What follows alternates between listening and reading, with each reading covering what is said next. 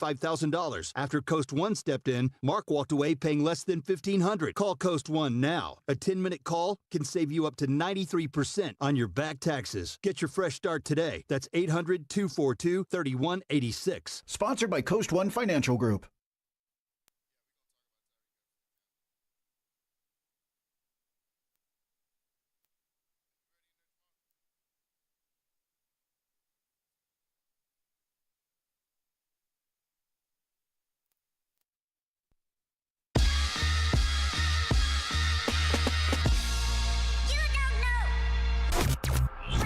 You're listening to the JR Sport Brief.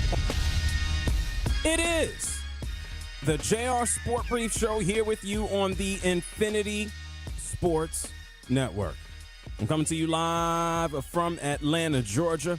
Much love and many thanks to everybody tuned in and locked in all over North America.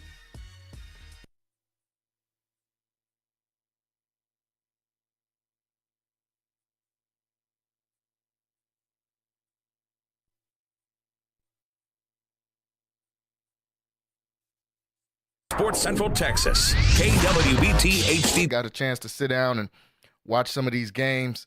I tried to stay in front of the TV as much as I could. We had high school on Friday, plus a little bit of NFL on Friday with the Packers and Eagles. Had some really good college games that we'll definitely get a chance to talk about in hour number 2. We'll touch on some surprising college scores that we got to see this last weekend. And then NFL to finish off the weekend on Sunday.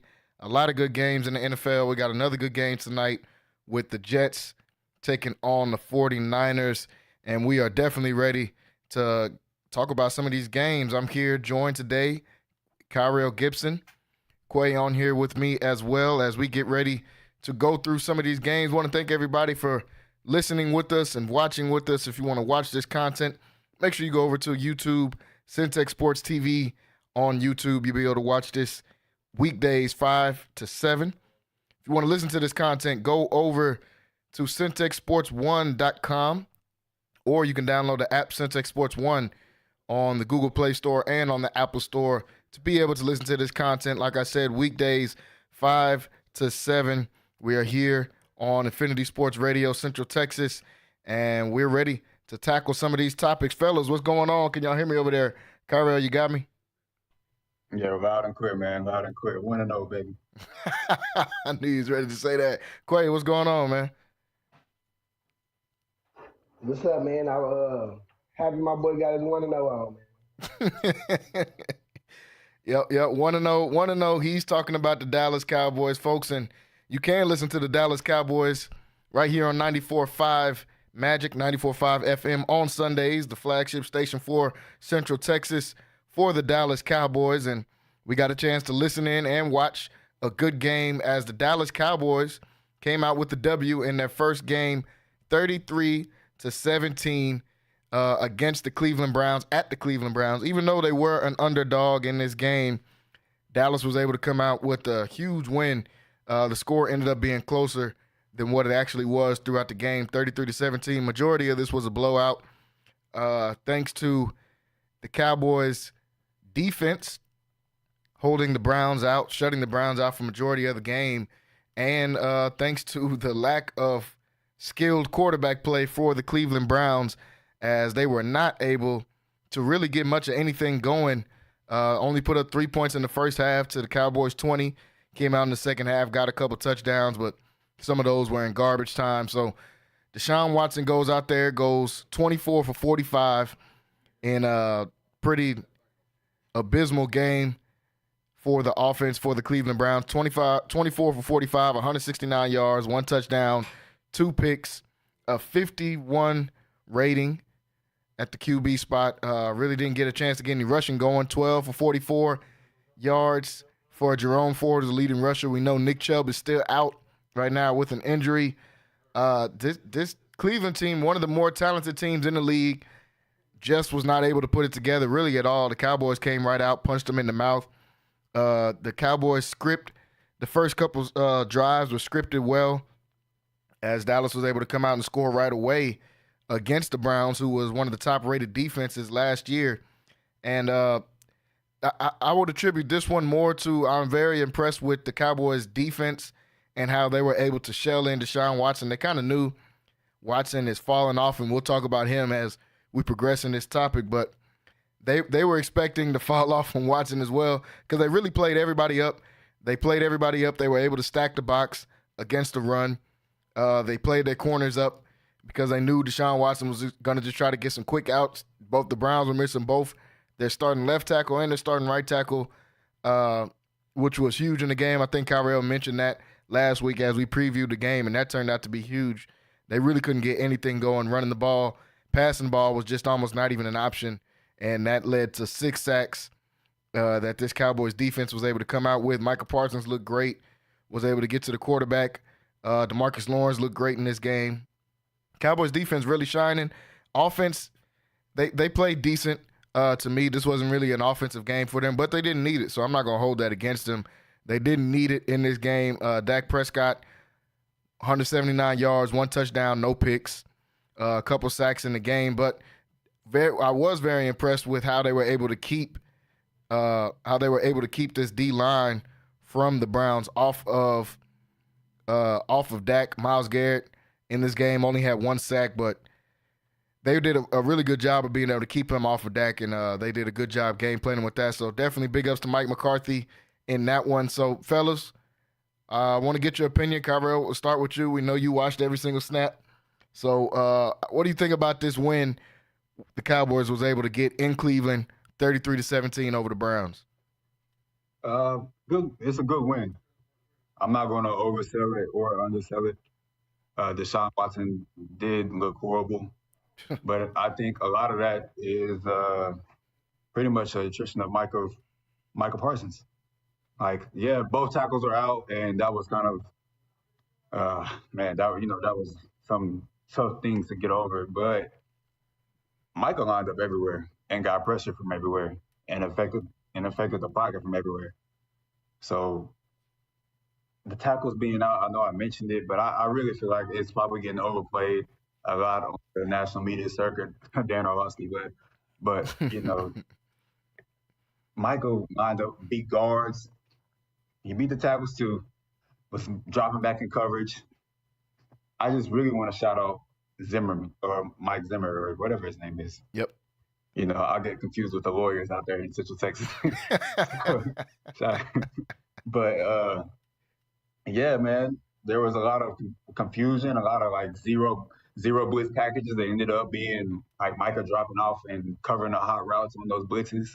It was just a great game plan, and I think Watson kind of just, once it got off to a bad start, he was seeing ghosts. Like he's moving when he's not getting pressure. There's a specific play I'm thinking of where he just takes off running, and he wasn't get pressured at all, and the guy's running free in the middle of the field. But he's seeing ghosts. He got hit so many times, and he's expecting that he's expecting 11 in the backfield, and that's what happens. That's what you need from a defensive line, man. And I'm just really impressed that they were able to just completely shut them down in the first half. They didn't have a first down. Like, that's crazy. They couldn't get 10 yards. A lot of that was also the Browns shooting themselves in the foot. There was a lot of penalties, got them to a lot of 30 longs that allowed for those sacks and those pressures and those QB hits. Like, everybody's going to see the 5 sacks and the hurries, but man, those pressures, those QB hits, I think it was like 18. I think Micah had 5 of those, just him. Yeah, that I heard on another outlet that that was like 20% of the entire QB hits we had last year. Deshaun Watson got beat up. He didn't want to play anymore. And then after he scored that touchdown, I'm pretty sure he was like, "Oh wait, dang, now they're gonna start playing. They're gonna start playing again. I'm gonna get hit again." He didn't want to play. On the other side of the ball, the Cowboys, Mike McCarthy, big shout out to Big Mike. Hey, we're not finna let Myles Garrett ruin the game. He got that 1 sack that caused the fumble that went out of bounds. But outside of that, doubles, quick outs, quick reads. We're not putting our rookie in trouble having to guard him for 3 or 4 seconds. Like, no, man, like that's Myles Garrett out there, and it looks like they kind of, you know, just stymied him, man. And he's still a monster, but the game plan was just around. Hey, let's get away from Myles Garrett. Denzel Ward is also a monster out there. They really only went at him when it was CD, and that was few and far between. But they avoided their playmakers. Denzel Ward almost had him one or two, but he didn't convert. So, we're not going to talk about it. But now we're here. We're looking at all this offseason turmoil and all the predictions that were going to be made about week 1. But what happened? I'm pretty sure that most panels were picking the Browns. Yeah. And, I know Watson didn't play last year, but he hasn't really looked like Houston Deshaun in a long time. And when you get behind the sticks and you got to play against this pass rush, like we say, man, we're a front-running team. And if you're getting 30 long, we're going to beat you. Micah Parsons he's not LT. He might not even be Myles Garrett or TJ Watt because he doesn't do it, in my eyes, he doesn't do it for 17 games. But, hey, these first 6 weeks, yeah, you don't want to play that dude. He's fresh. Excuse me. He's fresh, and he's not going to be stopped. This is peak Micah. The beginning of the season is peak Micah, and you're not finna come up with no game plan. I mean, look at the game, man. Browns were chipping them, moving like they're putting backs lined up as tight end just to chip Micah. Did it matter? No, not at all. And these first 6 weeks, man, everybody's gonna get hell. They're gonna get hell to pay because this is fresh Micah. You saw a quarterback that hadn't played in about a year, or had played 13 games in 3 years or something like that, or something crazy. Yeah. And that's what happens, man. You got beat up. Got hit 18 times. Don't nobody want to play football after getting hit 18 times. These are not little people. Like, this is a 250-pound man running into you that also runs a 4.4. Like, that's not right. That's not natural. So, of course. But I'm 1-0, man. I'm happy with the coaching staff, Mike McCarthy and Mike Zimmer. I want a big shout out to Damari and Overshawn, man. Yeah, he played good. He's going to be a number 2. I think right now he's a number 2 rated linebacker from Pro Football Focus. You can put put that stake on whatever you think about PFF, but that's what they have him rated. I don't care if you care about that rating or not. But hey, they had him up there, and he was looking like that. And Eric Kendricks is not washed, not washed. The running game helped Deshaun Watson out not at all. So.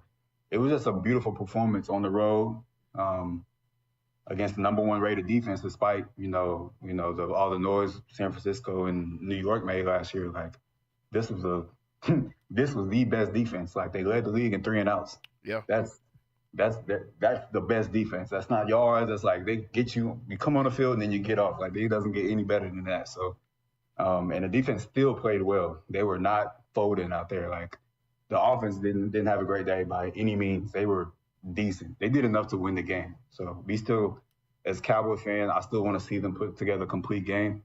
But the defense definitely won us that game. Special teams too. Shout out Turpentine. Yeah, Turpin definitely turns up the pressure a little bit there. And like you said, the offense didn't play just great, but I can't fault them for that. They didn't need to in this game, and they're playing, like you said, one of the best defenses in the league. And we'll talk about Deshaun Watson in a second, but Quay, what are your thoughts about this, about the Cowboys coming out 1-0, beating the Browns 33-17 in week 1? I'm not going to over-hype it. Kyrell said he wasn't going to overhype it, and then overhyped it. He proceeded to overhype it. Kendrick did. I do like what Zimmer did to the defense. He does have them playing. You can tell they have a different, a little energy about them. They played great together. They played better as a unit than individuals. I like how he had them. Like you said, Kendrick played a good game, but let's talk about the Browns. They were terrible inside and out. The offensive line was atrocious. We can say how terrible Deshaun Watson was, but he couldn't breathe for a second. They were Yeah. terribly coached. The lineman was terrible. They were missing two of their best, offensive linemen. It all played into the Cowboys' game plan, and they executed. Good game. I'm not putting them over or under. The expectations I have for them this season are still the same. The offense Dak came out hot. He came out. He read what they were giving him. It was good. Some good throws. CD is stronger. CD, man. Hey, CD a dog. CD a dog. He's getting better every year. He's getting bigger. He's learning the game, man. He already got that bet in him. He got paid, so everything cool. But I'm not gonna take too much away from it. Like Dallas coming out with a crazy season. Nah, we got to go see because, like I said, even though Deshaun Watson played terrible and couldn't throw the ball 12 yards down the field, how can you when you can't even breathe? Like there was a terrible showing from the offense. We don't know what they worked on in the offseason. And they did have a number one defense last year, but this year, man, it's a whole new season, new board. They still got Myles Garrett. They made some good plays on defense too. Dak could have had 3 picks. Yeah, he threw a couple questionable balls, but it was a good game. I'm happy for the Cowboys. They got to see, because like I said, I didn't think that they were going to come back any better from what they lost last year. I think they lost a lot to have a better year. And the Dallas Cowboys running game is still shaky. Like I'm not gonna act like Zeke did anything great. Like they all slow. They have no speed back. I don't know. It wasn't a crazy showing for me, but like I said, it was a good win for the Cowboys. They took care of business, but normally is the Cowboys they take care of bad teams when they play bad. The Cowboys usually do that. When you play bad against the Cowboys, they usually come out and take care of you. It's just when they come up and everybody coming up and the teams are even or we're better than you, their games get shaky. That's the only thing. Like Kyrell said, he didn't want to talk too much on it, but if they come out and they can keep winning in these type of fashion and finish games, and they might have a big season. But nothing crazy happened to me. No, I agree. Wasn't nothing too crazy. And to your last point, that was definitely a huge point about how the Cowboys do this against teams that they're supposed to beat. Not saying that they were supposed to beat this Browns team because they were favored against the Browns were favored in this game, but you come in with both of your tackles missing against one of the better D lines in the league. You can expect that to happen, especially if you're trying to block Micah anywhere on the line. But your line is down. Deshaun Watson, I'm pretty much out on Deshaun Watson at this point. It kind of hurts a little bit he was a former Texans. He was a top 5 QB. I kind of talked about this with y'all yesterday. In my eyes, he was a top 5 QB in the league when he was in Houston. To see this much of a drop off is really insane. I don't know what. Okay, well, we know what changed, but we're not going to talk about that. But I don't know why he got so bad at football in such a short amount of time. Like he doesn't look the same type of athlete. He doesn't look like he can't like Quay just said. He wasn't throwing the ball over 15 yards. I mean, it looked terrible. He was missing people like bad. It's one thing to miss somebody a little bit. He's missing people bad. Like. And to add into that, Jalen, like even rushing the ball, it don't look comfortable. Like, no. He doesn't look like it looks like it hurts to play football for him. But no. And we watch. Like I know you're a Houston fan, so you're gonna reiterate. Like you watch Deshaun Watson be what he came from college and be a franchise quarterback from Houston. Man. Which we're watching you. Y'all have a new franchise quarterback, and he was one. Let's talk about this though, Jalen, before we leave this topic. Deshaun Watson, before Dak Prescott just took that contract, was the highest paid player in the NFL. Yep, all guaranteed. And he's still second currently. We're watching this man not throw the ball past 12 yards. Y'all better teach y'all son to play football. If you teach your son to play football, teach him how to play quarterback because they handing it out. And that segues perfectly into what we're going to talk about next. And Kyrell, you got some of the fans in the chat stirred up. I see Whedon boys in the chat. And how about them Cowboys? So you got some of the people stirred up already. So why are we talking about the Cowboys? While we talking about the Cowboys, and if you guys want to jump into the chat, make sure you go over to YouTube, Centex Sports TV, and you can jump in the chat and let us know anything about these topics on here. If you want to talk about something, just drop it in the chat and let us know. But since we're talking about the quarterback spot and we're talking about the Cowboys, right before the game, Dak Prescott gets the biggest contract in NFL history, $240 million for 4 years, $60 million a year, the most per year for any player in NFL history. So they lock up Dak after they get the CD deal done, after a lot of noise was being made about Jerry Jones' GM ability. He goes in here, gets this one done, gets Dak signed, richest contract, $60 million every year for the next 4 years after this year here, and he's already making a lot of money this year. So Dak, one of the highest paid players, well, the highest paid player in the NFL coming up, but it's been one of the highest paid players over the last few years. Now that they got CD locked in, they got Dak locked in, it's kind of a two-part question, and I guess we'll start with you, Kyrell. Is one, this the right move to make for the Cowboys? Not because it's Dak, obviously. They didn't have any better options. We seen Trey Lance throw, 5 picks and a half in a preseason game? I mean, that's just terrible. So obviously he's the pick for the Cowboys at the quarterback spot. But for that type of demand, for the money he's going to demand on the salary cap, is this the right move for the Cowboys going forward? And how will this affect the Cowboys not only this season but going forward? Absolutely. We're not talking about nobody that some run-of-the-mill quarterback. I guess he had trouble getting it done, but again, football is a team sport. He's not Mahomes, okay? He's not even Josh Allen in my eyes, honestly, as far as just wow factor. You know, if you want to talk about throwing the ball and decision-making, okay, we can have a conversation. But Josh Allen's a better athlete, okay? But he's right below that to me. And he led the league in touchdowns last year. Ever since after those first 3 or 4 years in the league, he's been a top quarterback. 36 touchdowns, 33 touchdowns.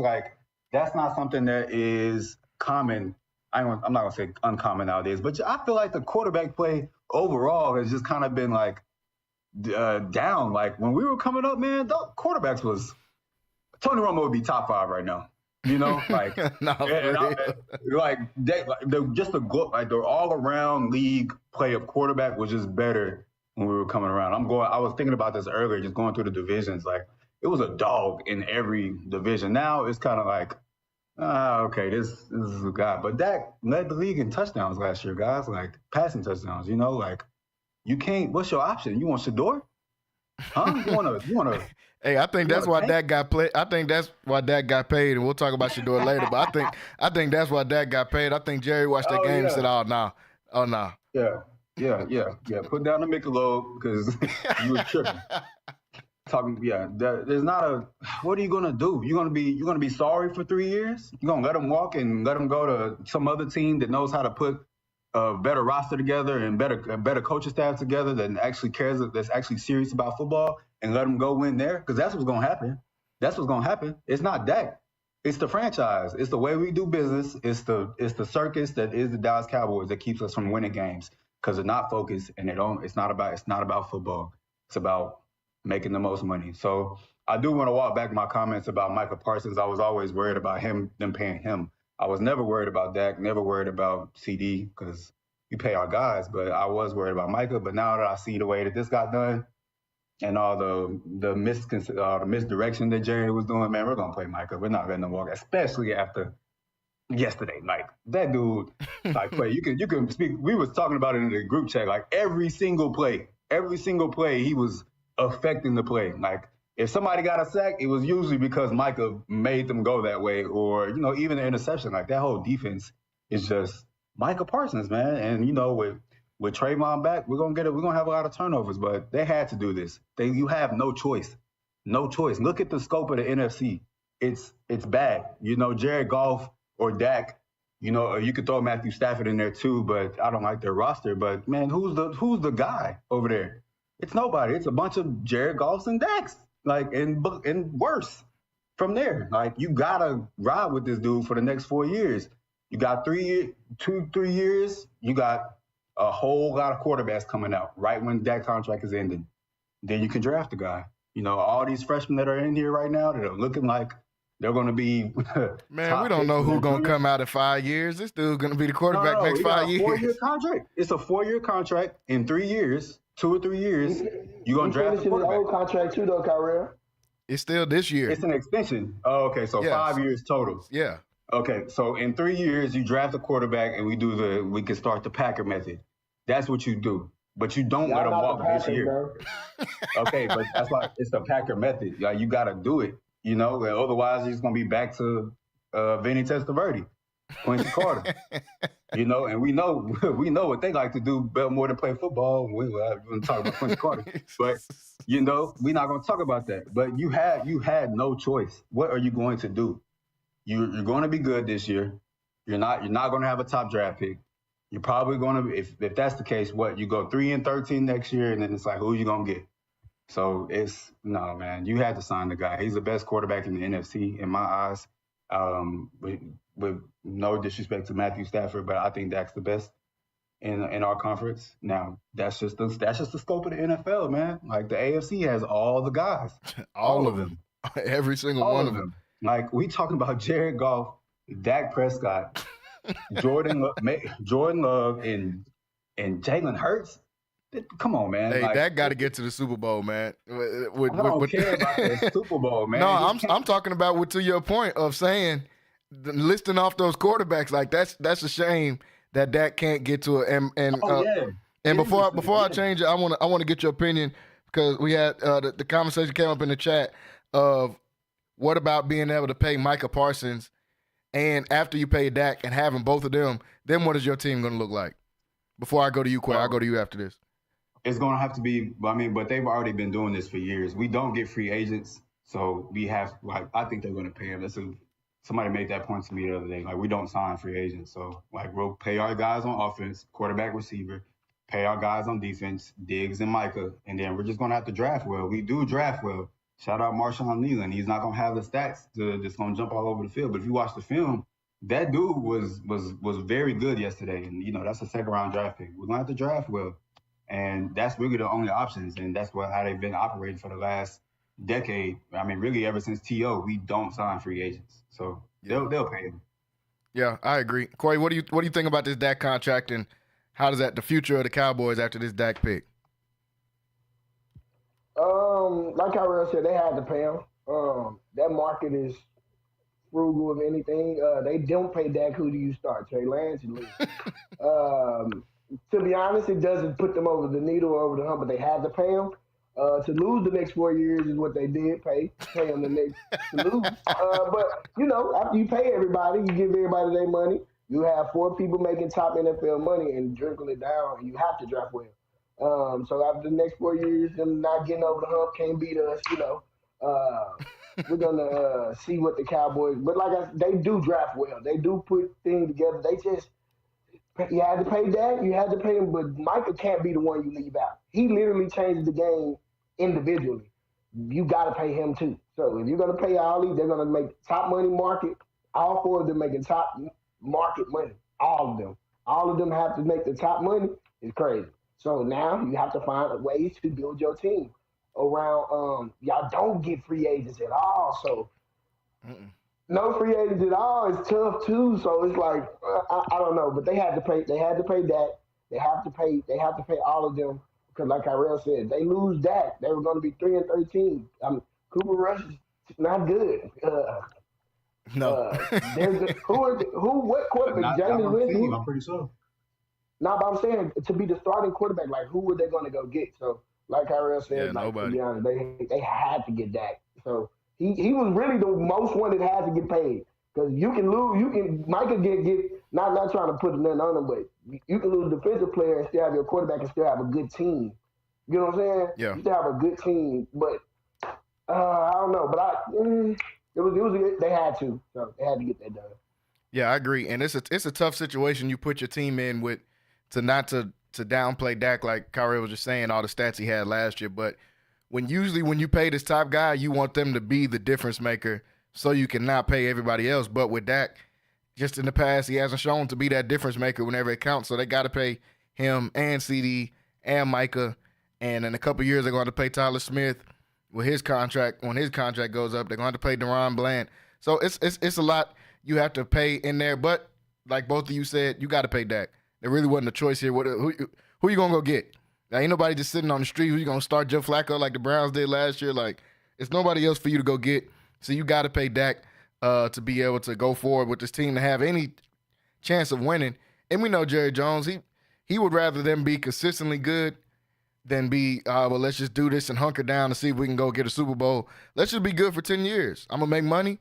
We're going to be in the conversation every year, and it's going to go like that. Here's my only gripe with the Cowboys, and Quay kind of alluded to this earlier. I wanted to get all the good stuff out the way. After the win, you just see online, man, you know, people already expecting, oh, man, look what we just did to the Browns. Oh, this is going to be another good year, man. Who going to beat us in the NFC? Who's going to be – do we not do this every year? It's like – it's the definition of insanity is to do something repeatedly over and over and expect a different result. Don't we see the Cowboys beat up on somebody that looks weak in week 1, in week 2, and week 3, and they blow them out, and then they look really good, and then we all – man, they're going to do this again, and then they lose in the first round. Like, why are we acting like something different is happening here? It's the same Cowboys. It's the same team. These are the same guys. It's the same Dak. It's the same coach. It's the same owner. Why are we acting like something different is going to happen, y'all? Like, that's my only gripe with the Cowboys. I wanted to be happy with them yesterday, and, oh, yeah, they won, and, you know, go Dak. He did his thing, and Micah did his thing. But let's not act like something changed, y'all. Let's not act like this is a different team. These are the same guys. The same result is going to happen at the end. I'm sorry to spoil it, to spoil the end of the movie for everybody. It's going to be a first-round exit to somebody that's starting their first year as a quarterback like Jordan Love last year. So, Cowboys come out with the win. They want to know, like Kyra said, they want to know moving into – I think they got the Saints coming up this week. That'll be a better game, and the Saints look better than what I thought, but I expect the Cowboys to be able to win that game. Folks, want to thank everybody for watching with us so far, whether you're watching on Centex Sports Network.com or YouTube, or if you're watching or listening on CentexSports1.com or the app. Want to thank you guys. Make sure you join in the convos, jump in these chats, and let us know what you're thinking. We're going to go to a quick break, folks. When we come back, we have got to talk about this Dolphins drama. Dolphins able to get a win. Tyreek Hill arrested outside of the arena minutes before the game. We got to talk about that. So when we come back, we got some more football to dive into. And in hour number 2, we're going to talk about some college football, too, a big weekend in college football. Texas gets a win. Nebraska gets a win over Colorado. So we got a lot to talk about. Stay tuned right here on Centex Primetime, folks. We'll be right back after this. Are you looking for something new and unforgettable in Waco? Come to the Blasian Asian, where authentic Cambodian flavors meet creative culinary flair. Voted People's Choice as Waco's #1 Asian restaurant since 2019 by both the Wacoan Magazine and the Waco Tribune Herald. Located inside the popular Union Hall on 8th and Franklin, we're serving up family recipes with a twist. Blasian Asian egg rolls are rolled fresh daily, and their sauces or marinades are made in-house with love. Stop by today. Located inside the popular Union Hall on 8th and Franklin. And for Baylor students, enjoy 10% off with your student ID. Central Texas, learn how to be a part of 254 Media Group, home of Magic 94.5, 94.5 The Beat, and CBS Sports Radio 94.5 HD2. Inquiring businesses, please call 254-252-4206. That's 254-252-4206. Or email Roy at 254mediagroup.com. It's the family feels for me. The banana pudding peach cobbler make you want to holler for me. It's the candy yams, mac and cheese, beef tips, pork tips and rice, collard greens. It's a sweet potato pie, sweetie. Fried chicken you've been missing, the lemon sweet tea dressing on Sundays when you all dressed up. Chest pie, buttermilk, and pound cake. Cornbread with butter just dripping, always fresh baked. If you need Southern style, soul food, home cooked meals that you can feel. Chicken and dumplings, chicken pot pie. 719 South 11th Street. Sassy's, come on by. When you suffer an injury at home, work, or on the road involving a car, 18-wheeler, or motorcycle, the first thing you need to do before calling anyone is dial 1-800-INJURIES for locally owned and operated the Zimmerman Law Firm. Hey, this is Big Rich, and the Zimmerman Law Firm has represented thousands of Central Texans in the last 50-plus years and handled more personal injury cases than any other local firm. When you call the Zimmerman Law Firm, you talk to a lawyer, no matter how big or small your case, and they guarantee you're financially taken care of because because they only get paid when you win. Hey, don't just take my word for it. Heart of Texas Readers' Choice has named Zimmerman Law Firm the best in Waco. So remember, if you get injured at home, work, or on the road, it just takes one call, y'all, to 1-800-INJURIES or zlawhelp.com for the Zimmerman Law Firm and tell them I told you to call. Principal Office, Waco, Texas. No fee unless you recover. CBS Sports Central Texas, KWBT HD2 Waco, Temple, Killeen, Fort Hood is CBS Sports Central Texas, changing sports radio. Hello and welcome back into Centex Primetime. I am Jalen Gillis, and we are here going through these games for last weekend. Everybody, we just got done talking about the Dallas Cowboys and their win over the Cleveland Browns. Remember, the Dallas Cowboys, 94.5 Magic and 94.5 FM right here are the flagship station for the Dallas Cowboys here in Central Texas. So if you want to be able to listen to the Dallas Cowboys every week, you can listen right here on 94.5 Magic and 94.5 FM. So talked a little bit about the Cowboys. Want to go to this drama that we've seen here in the NFL. Really, I mean, it was like something out of a TV show.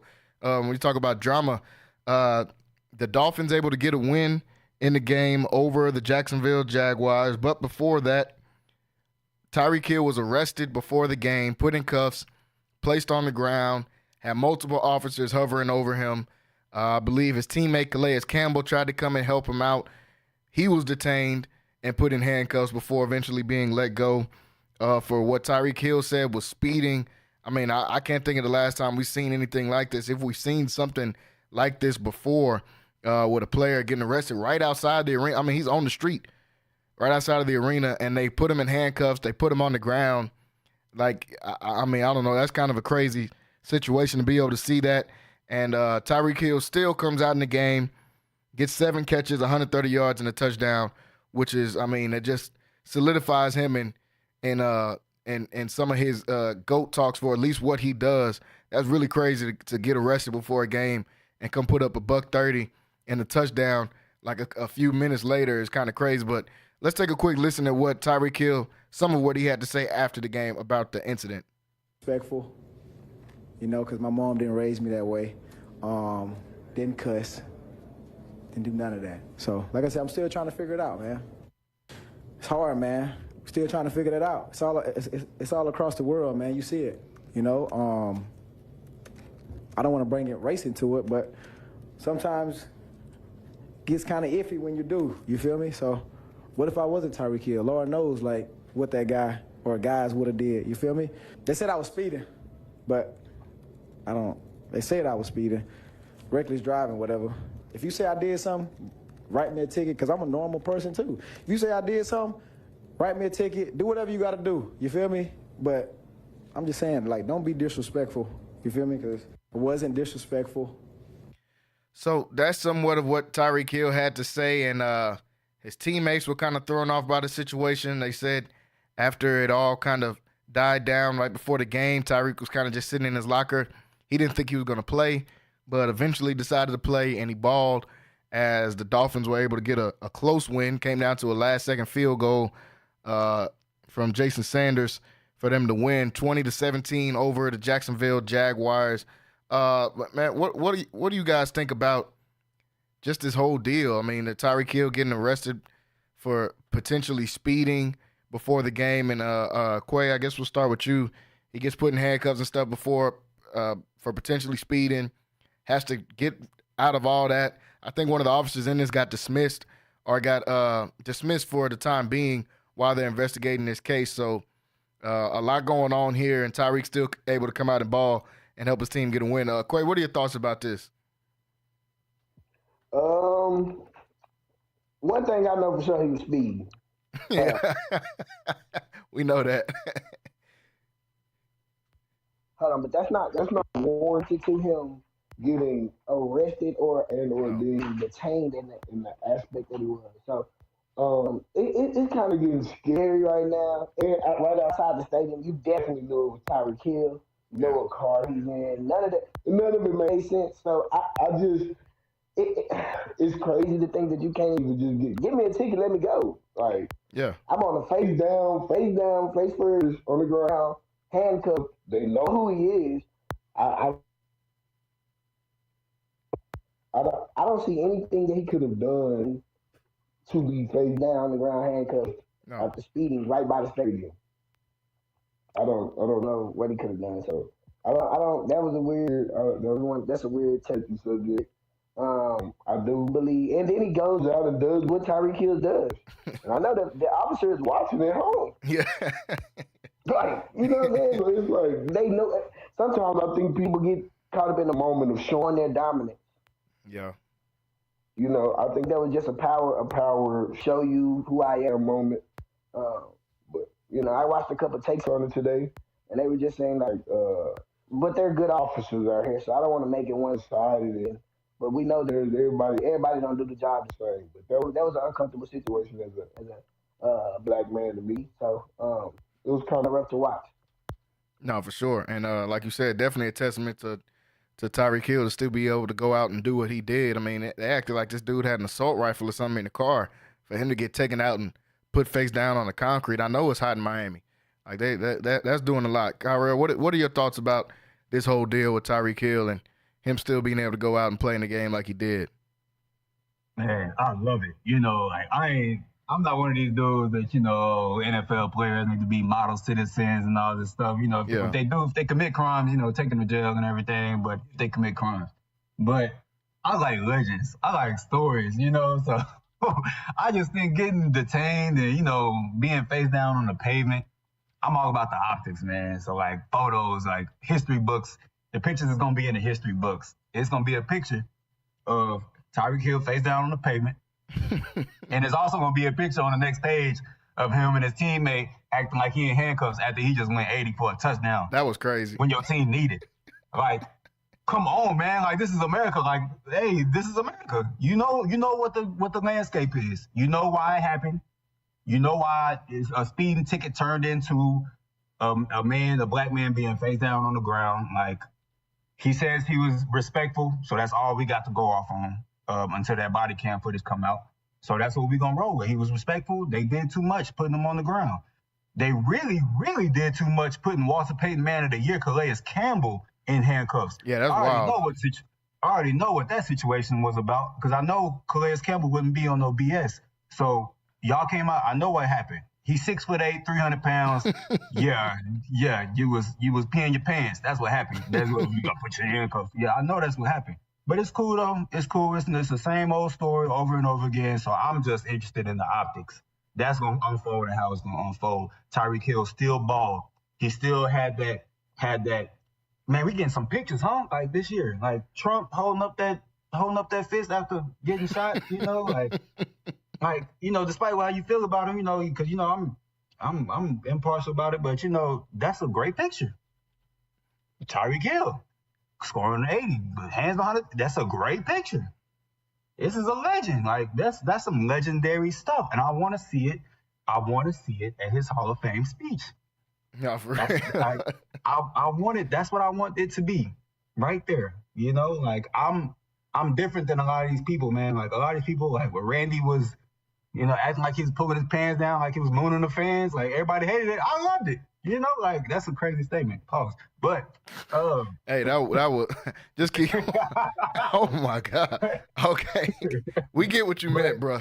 Yeah, but I love this. I love stuff like that when people just like are just, you know, these are football players. They're not. This isn't president. This ain't no politician. This ain't doctors. Like nobody should really be just looking up to them to be these model citizens, man. So when adversity happens. Just imagine you get pulled over before you go into work, and then you go in and then you do something that saves the department that day. You know, like you're gonna feel like, man, I can't be stopped. It's legendary. It's legendary, and it should be considered nothing but that. Just like stop caring so much about this stuff because at the end of the day, they are human people. They're humans, and this is the same occurrence every single time. For years, and we look at it, and it's just crazy that it happened to, you know, on this broad of a scale right across from the stadium, man. But I just want to talk about Tyreek, man. Like, you 80 yards, the way he got it, when your team needed, they was losing. Yeah, they were losing. Like, they was not looking great. And then the celebration, chef's kiss, man. Chef's kiss. Now, the celebration is crazy to think about that just happened. And he waited on his teammates to get up there, so he wanted to do that. And I'm agreeing with you with the Calais Campbell thing. Like, come on, man, this is one of the best dudes that we got in the league. He said, I got a chance to listen to him on First Take earlier this morning, and he was saying he went over there, he seen what was going on. He said, I'm going to stand out here and wait. He said he got out the car with his hands up and said, hey, I'm just going to come over here, and I'm just trying to see what's going on. You got my friend on the ground. He said he didn't even tell him he played for the Dolphins, even though obviously they know. Ain't no regular dude walking around looking like Calais Campbell. He looked like I don't even know, some type of giant or something. Yeah, like he clearly is an NFL player. Yeah, it looked like somebody off 300. He's 6'8", 300-something pounds, and in shape. Probably got 2% body fat or something. Like, come on. He gets out. He said he has his hands up. He's going toward him saying, like, hey, you got my friend on the ground. Like, I'm just trying to make sure everything is cool. He said he told him to back up. He said he backed up. And I'm going to comply with what y'all say. He said, and they told him to leave. He said, I'll back up to wherever y'all tell me to back up, but I'm not going to leave until, my friend is okay. They told him he needed to move his car or it's going to get towed. He said, y'all can tow my car. I don't care. It's not blocking traffic anyway, but if y'all want to tow it, you can tow it, and I'll just go get it out. Obviously, he rich, so you can just tow the car. He said they ain't like that. So then they said, okay, well, you're under arrest, and put him under handcuffs. So obviously, like Quay was saying, this was just a power trip from the police trying to get over on a dude. They know this is Tyreek. Like, you in Miami, bro. Don't act like you don't know this Tyreek Hill. You see this car that he in. Like, you know this is Tyreek Hill, bro. His face is probably on every picture as you pull up to the stadium. They on the street of the stadium. Like, he right outside the stadium. Like, come on, man. I think it's unfortunate. Man, they kids know, Jalen. They kids know who Tyreek Hill is. Like, come on, man. They definitely know. They all know. They watching them. They drafted them on their fantasy football teams. They probably got some jerseys. And you wanted to be able to say, yeah, I got Tyreek Hill, and I put him on the ground. Yeah. That's what it was, man. You know that's what it was, right? That boy was playing Tyreek. Yeah, he was playing Tyreek this week. He said, oh, no. He said, you're not getting off on me. I know exactly how to solve this. I know exactly what to do. Yeah, you was going 190 in a 40. We're going to arrest him right now. Like, come on, bro. On me. Yeah, like, come on, man. You making stuff up, bro. Like, there ain't no way you had this dude face down like he's finna run in here with a gun or something. You got this dude face down on the ground. But, shout out Tyreek Hill, like you said, Kyrell. This is stuff that makes legend. And Tyreek Hill is definitely a legend. If having 4 kids in a year wasn't legend enough, this man has backdoored on his legend and getting 130 yards and a TD and an 80-yard touchdown after getting arrested in the game. Hey, who having a better year, Tyreek or Kendrick? I got to go with Tyreek. For sure. Man, I don't know, man. I might got to. Man, Kendrick just got the Super Bowl, man. Man, Tyreek done made a football team in a year. This dude is a legend and got arrested. He made a football team. He became an activist overnight. Yeah. They don't think, man, this man, imagine Martin Luther King gave a speech and then went out there and went for 200. Yeah, come on, bro. You're not finna compare. No way you can compare. We're not finna compare with somebody that can barely read with Tyreek Hill. Yeah, man. He was uncomfortable up there talking about it. He ain't never had to talk about nothing serious like this. He was uncomfortable. He was swaying side to side. He didn't know what to say to them people. Yeah, it could have. It needed a teleprompter. It could have been about race, but that gets sticky.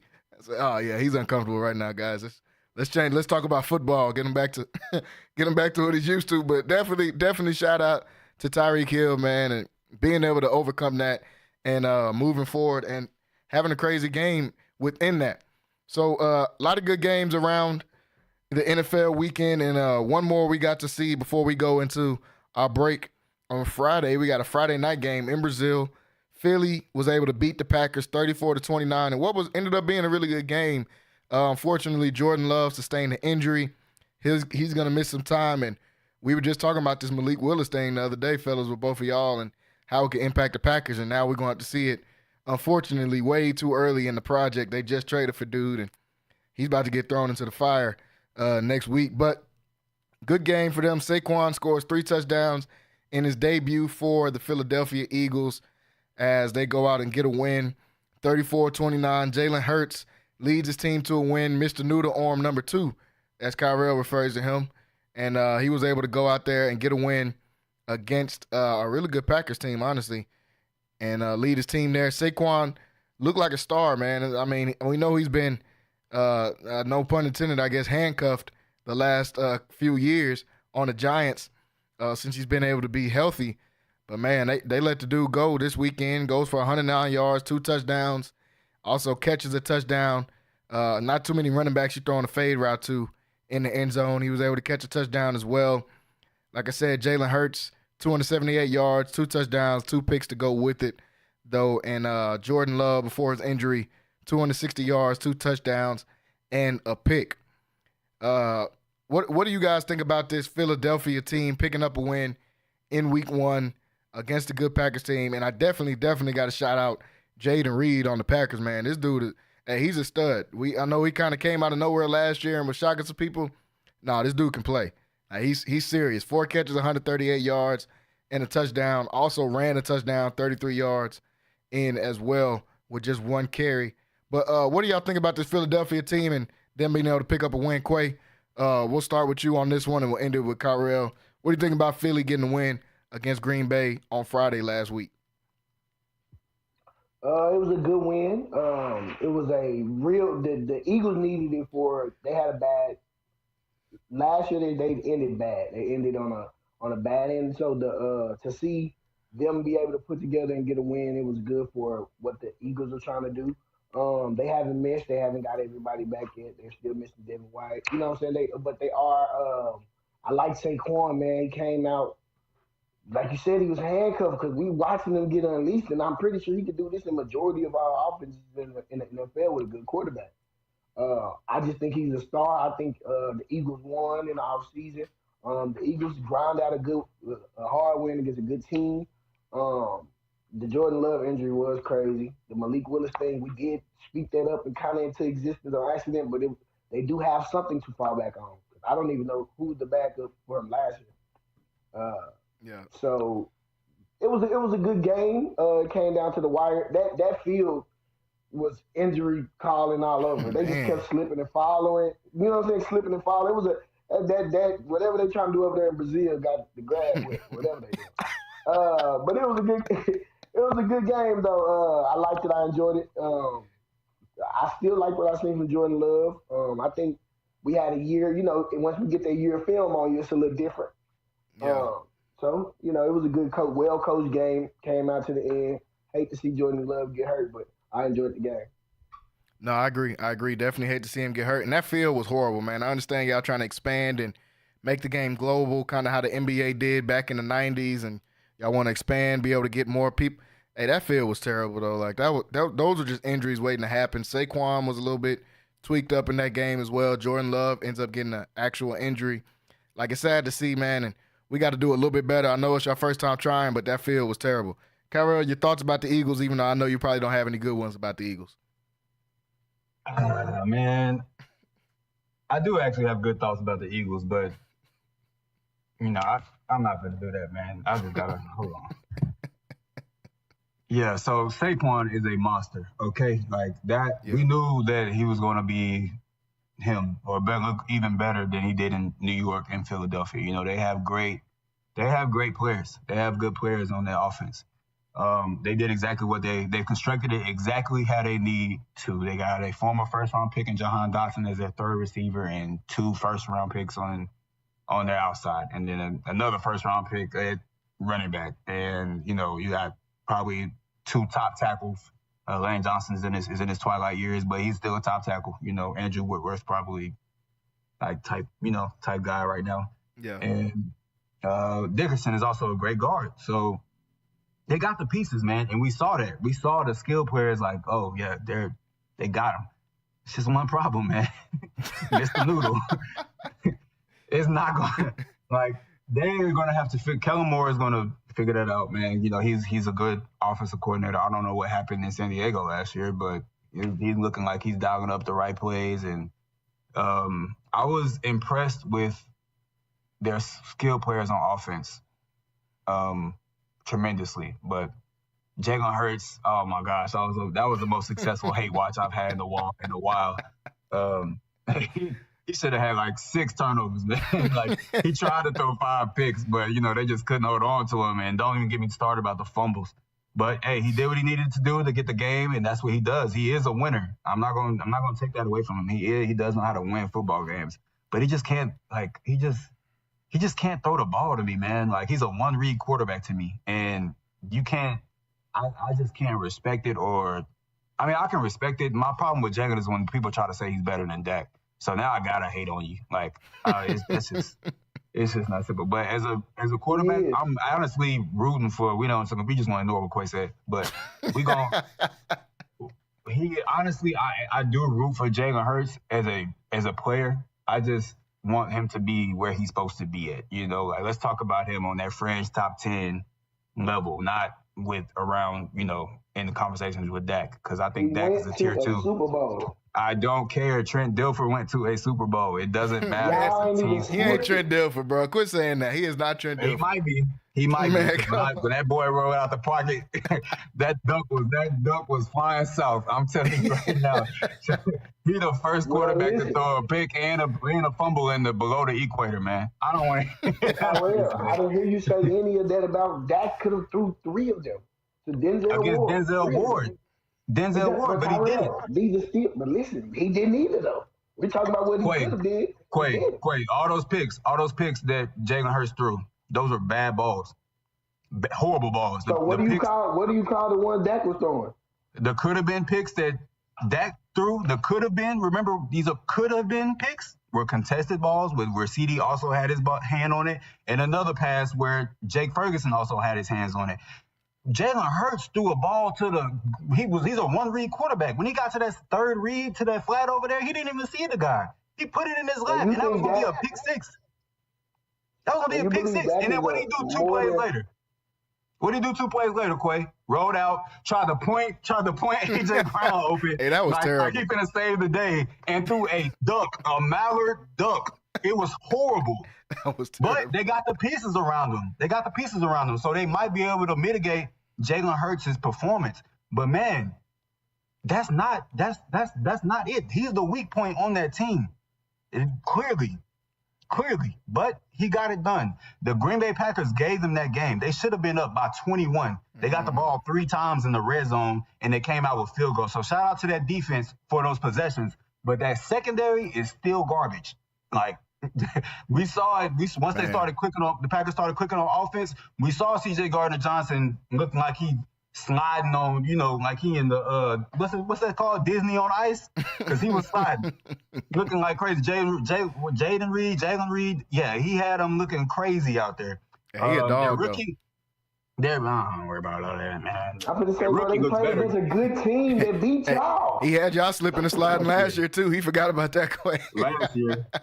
Don't bring up last year. You just said y'all played the number 1 defense last year. I didn't give us credit for that. I just said we did good. I didn't give y'all credit. You did give y'all credit. That was the number 1 defense that we played. I said the offense looked okay, not anything more than that. I'm not giving them credit. It was mid. That's okay. All right, man. We get your point about Philly, man. They good, but Jalen Hurts ain't. But Jalen Hurts ain't the guy. We get the point about. So we know where you stand on Philly, and I'm sure we'll definitely get more into that as we progress throughout the season and as they get a chance to play each other in this. Folks, we're going to take a short break, and we're going to come back for the top of the hour. We got to talk some college football and what happened to the Shredder. We got to talk about it, and we got to talk about Texas beating up on Michigan as well. Shout out to YouTube. Make sure you guys go onto the YouTube and jump in the chat if you want to talk. Shout out to Tasha and Pat for holding us down on the YouTube chat. So far, they've had a jumping on there. Make sure y'all go on to Centex Sports TV on YouTube and be able to leave a comment and let us know how you're feeling. We're going to take a short break, and we're going to come right back and bring some more of these topics to you right here on Centex Primetime. We'll be right back.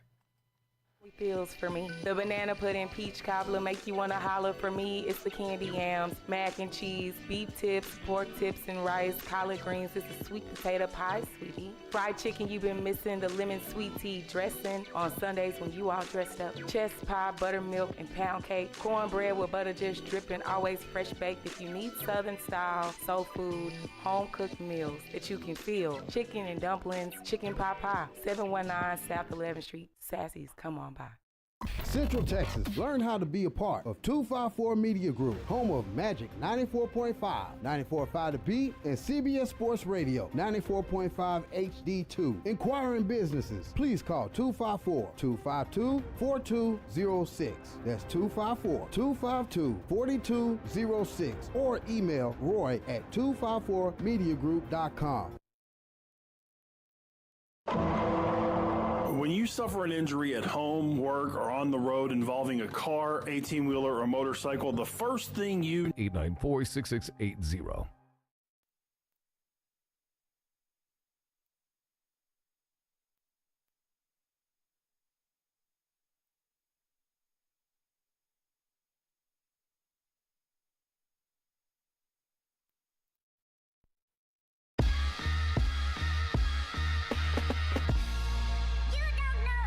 when you win. Hey, don't just take my word for it. Heart of Texas Readers' Choice has named Zimmerman Law Firm the best in Waco. So remember, if you get injured at home, work, or on the road, it just takes one call, y'all, to 1-800-INJURIES or zlawhelp.com for the Zimmerman Law Firm and tell them I told you to call. Principal Office, Waco, Texas. No fee unless you recover. NSJ Event Co., one of the premier event designers in Central Texas and a Centex Sports Network supporter. Voted Waco Awards Event Planner of the Year 2021, NSJ Event Co. is your go-to source for event planning. Whether it's your next baby shower, birthday bash, wedding, or retirement party, NSJ Event Co. will bring out the elegance, class, and style your event deserves. Call NSJ Event Co. at the number on the screen or scan the QR code to schedule a free consultation. NSJ Event Co., where the party lady takes care of all your event needs. CBS Sports Central Texas, KWBT HD2 Waco, Temple, Killeen, Fort Hood is CBS Sports Central Texas, changing sports radio.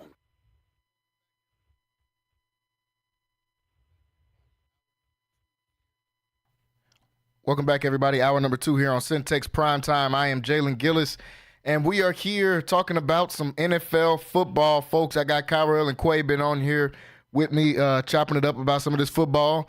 But I also got my man PJ just jumped in here with us. PJ, what's going on? Man, just chilling, man. I'm doing good. Yep. I'll let you jump in before we go into some of these quick takes we got.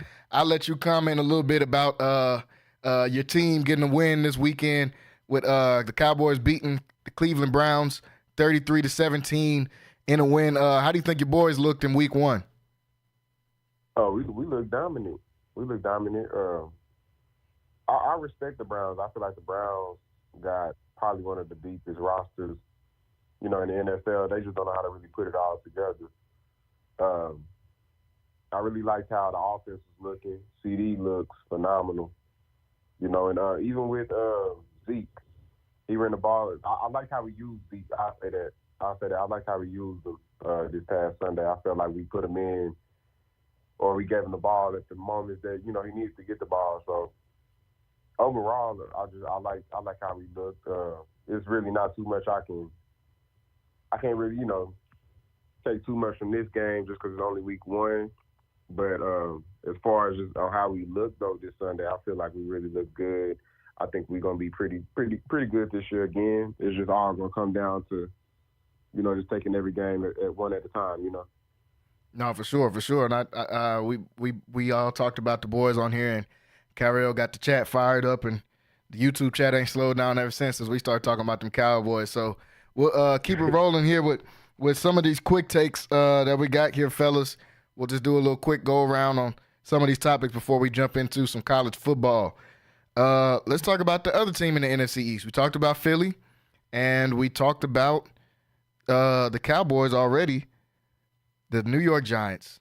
I mean, they look terrible. This looks like – Quay had the kind of clip that had everybody laughing on Instagram talking about the Giants, but, this is bad. This looks like a semi-pro team or something out here. Like, I feel bad for the couple good players that they do have out here. They lose 28-6 against the Minnesota Vikings, who no one had any expectations for before the season started, and I still don't have any expectations for them. I think they just beat the Giants. But they beat them 28-6 in that game.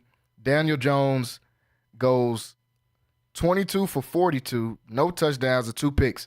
But here's the quick take, and I want to get y'all's opinion about this. Daniel Jones, since signing his $160 million deal, has thrown more pick sixes than he's thrown touchdown passes. Now, does this stat even make any sense? How does this even happen? He signed a deal a year ago. I know he missed games and he got hurt, but he's played games.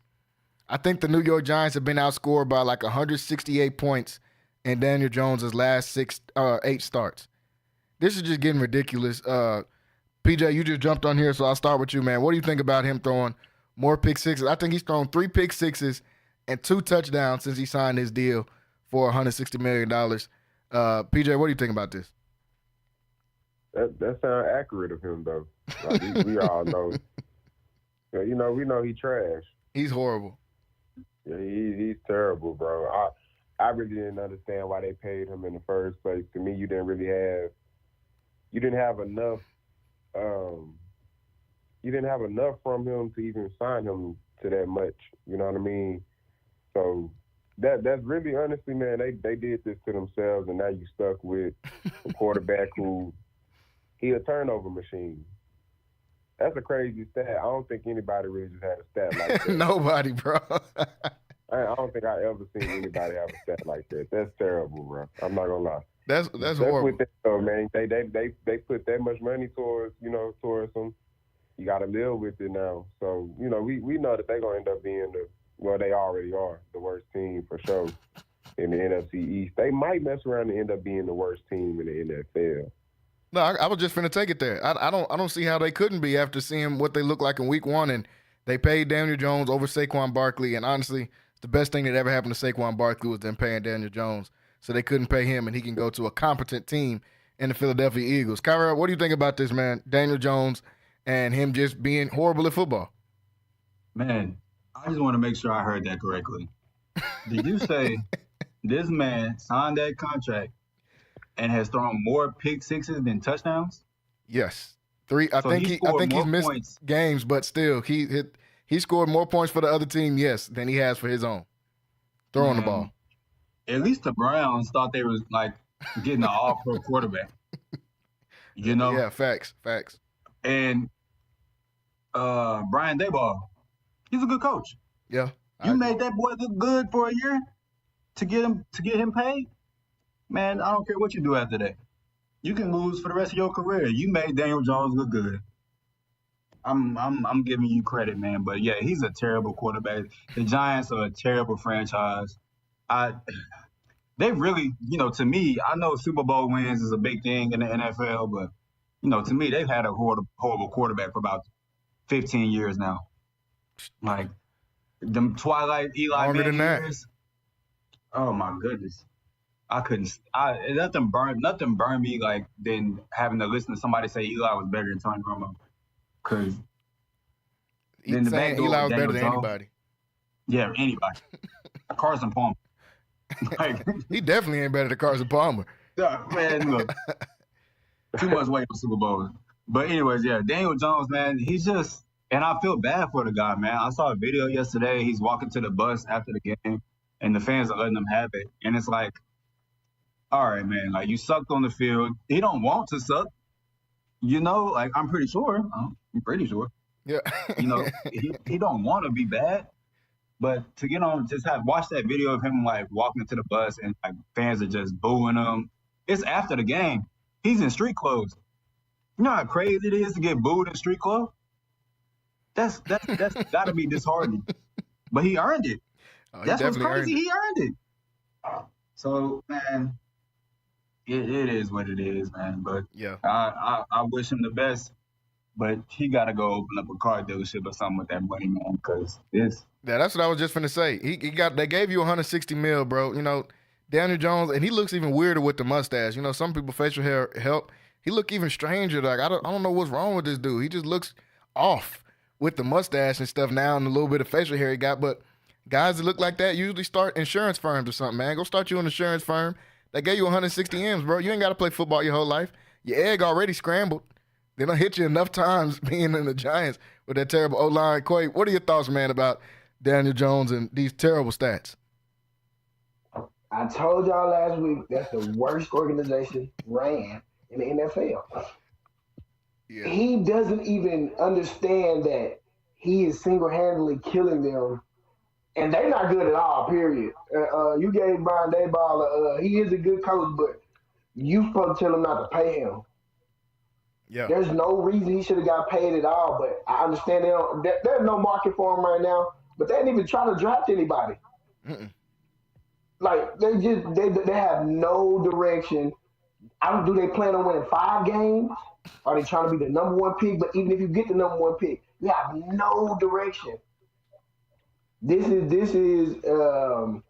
disheartening. That's a terrible stat to have on his back. And to be honest, to think about it, what else could he play at? He couldn't start anywhere else. No, nowhere else. He wouldn't start anywhere. So after this contract, is he even going to be in the league? Is crazy to think about. You got 160 to not be able to get another contract after that is crazy. And he's young. He ain't even old. And he's young. But we don't talk enough about that Duke, North Carolina quarterback randomly after draft stuff. I'm sick of it. Exactly what this is a product of that. We've been seeing that the last 5 years. A random quarterback would come up out of some one random person to say, "Man, he's supposed to be the number 1 pick. Look at his intangibles," and he was terrible. He's terrible. That's all I gotta say, man. No, I mean, I'm agreeing 100% with all y'all. I mean, Daniel Jones, I don't know what to do with him. I don't know what to do with the franchise. And even if you draft a quarterback, you still got to pay this dude. Now you got to send him away just to not play football and pay him at the crib while he starts his insurance firm at the crib with your $160 million. So we'll see where the Giants go from here. Not looking too up for them in this entire franchise, honestly. They got a couple good players over there, but I don't see how any of them even want to play after seeing that yesterday. So another quick take. Pittsburgh Steelers able to come out with the win over the highly touted Atlanta Falcons. Everybody was talking about them before the season started, including myself. Kirk Cousins came out here, and he looked like Kirk Cousins. We picked the games last week to go into this. I picked the Steelers because I'm not a firm believer in Kirk Cousins, and I'm definitely not a firm believer in you ain't played football in a year, and we just finna throw you out here against one of the top defenses in the Pittsburgh Steelers and get a win. That's not going to happen. Justin Fields gets the start, though, because Russell Wilson, that same injury he had in preseason, kept nagging him. They tried to make him go out there and look good. That didn't work. And he still didn't end up playing. Justin Fields gets the start in a new organization. Looked decent. Didn't look great, but he didn't look horrible. 17 for 23, 156 yards, no touchdowns, no picks, a couple sacks. Was able to get a couple long balls out there to George Pickens. They get a win, 18-10 in an ugly Steelers-type football win. Kirk Cousins, 16 for 26, 155 yards, 1 touchdown, 2 picks. Fellas, what do we think about this? And Quay, we just went to you, so we'll go right back to you. What do you think about Kirk Cousins' start in Atlanta? And then what do you think about Justin Fields looking decent for the Steelers? Like you said with the Kirk Cousins, the Falcons did need somebody, but we're watching all these people have these backup quarterbacks on purpose. Like the Atlanta Falcons know that they did pay him, but they also know that they drafted Penny. You get what I'm saying? They kind of playing on the bubble. And even the game was kind of weird, low key. It was they didn't really show what kind of season they both were going to have. Yep. I like Justin Fields, but like I said, we seeing these teams go put a quarterback back, like trying to have something to hold on to. Like even with the Cowboys, they still got Trey Lance. You feel what I'm saying? Everybody got somebody that they think can come in and save the season that they got going on. So Justin Fields being there in that nagging injury for Russell Wilson, it's good to have him as a backup. It's good to have him be able to come in and know he had started games. And he played well. It wasn't great. It was ugly. But like you said, in the Steelers fashion, they find a way to win. Great defense, good coaching, and they come from culture. They're just gonna play hard, and it's gonna be the same. But not too crazy on Justin Fields still. I think Russell's still gonna be the starter. Well, we know he's still gonna be the starter, but we don't know what this injury brings, so it's good to have it there. Yeah, definitely good. That Justin Fields trade paying off. I mean, because what if they didn't, and you had the Steelers are known for throwing out a random dude at quarterback, Mason Rudolph, somebody, I don't know how I was in the league that long, but he got about 10 or 12 starts for the Steelers, so they ain't had to do that. They actually had a good quarterback, and they got to win. Kyra, what do you think about the Falcons losing this game and Justin Fields and the Steelers getting the start? Man, I'm just, the Falcons is my pick in the South, but I just don't think. Yeah, I might have to walk that back a little bit, man, because my Tampa Bay disrespect was loud. Same. But yeah, I don't know if Michael Penix was freestyling next to Kirk before the game, getting them distracted or whatever, but it was it was bad. Kirk did not look like what even the little bit that Kirk Cousins normally looks like. I'm not saying he's great, but he was still like a serviceable quarter. He didn't look like anything yesterday. Yeah. And I think the Michael Penix train will be starting early, man, because that does not look great. But this is a game I didn't get to really watch. It was one of those red zone games that I had to just tune into the red zone moments and highlights. But the things I did see, man, Kirk does not look comfortable. He doesn't look like he's seeing the field. He had a throw. I'm just like, man, why would you throw that? Like, there's nobody there. Like, it's clearly two dudes looking right at you, and you think you're gonna throw a high velocity ball and fit it in there. Like, that was just a terrible throw. So I just don't know what they're gonna do as far as Kirk Cousins. He's getting his money, like the same thing he's always done. But at least he's been good in some years, But yeah, man, I was actually disappointed in Atlanta. Justin Fields looked okay, man. He made a good throw where he led George Pickens, and that was a good moment. It was good to see him smiling on the sideline for once, because he is a player that I root for. I just hope that he does well. Why does Russell Wilson do the things he does? Like, this dude he don't just make y'all mad. Like, why you got your pads on? You're inactive. It's like in The Longest Yard when the coach came out there with the pads on. Like, what are you doing? But man, yeah, shout out to Steelers and pulling out that win. But TJ Watt got him a sack. I saw. So I just don't really have much to say about either team. I don't think they're going to do anything. They're just going to they're going to win some games they shouldn't win, and they're going to lose a lot of games. So yeah, I'm off on the Falcons, man. Unless Michael Penix gets in, I'm always rooting for that kid. Like, I thought he was the best quarterback coming out of that class last year. So I'm hoping to see him soon. And yeah, man, Kirk, he's gonna have to leave Kirk alone.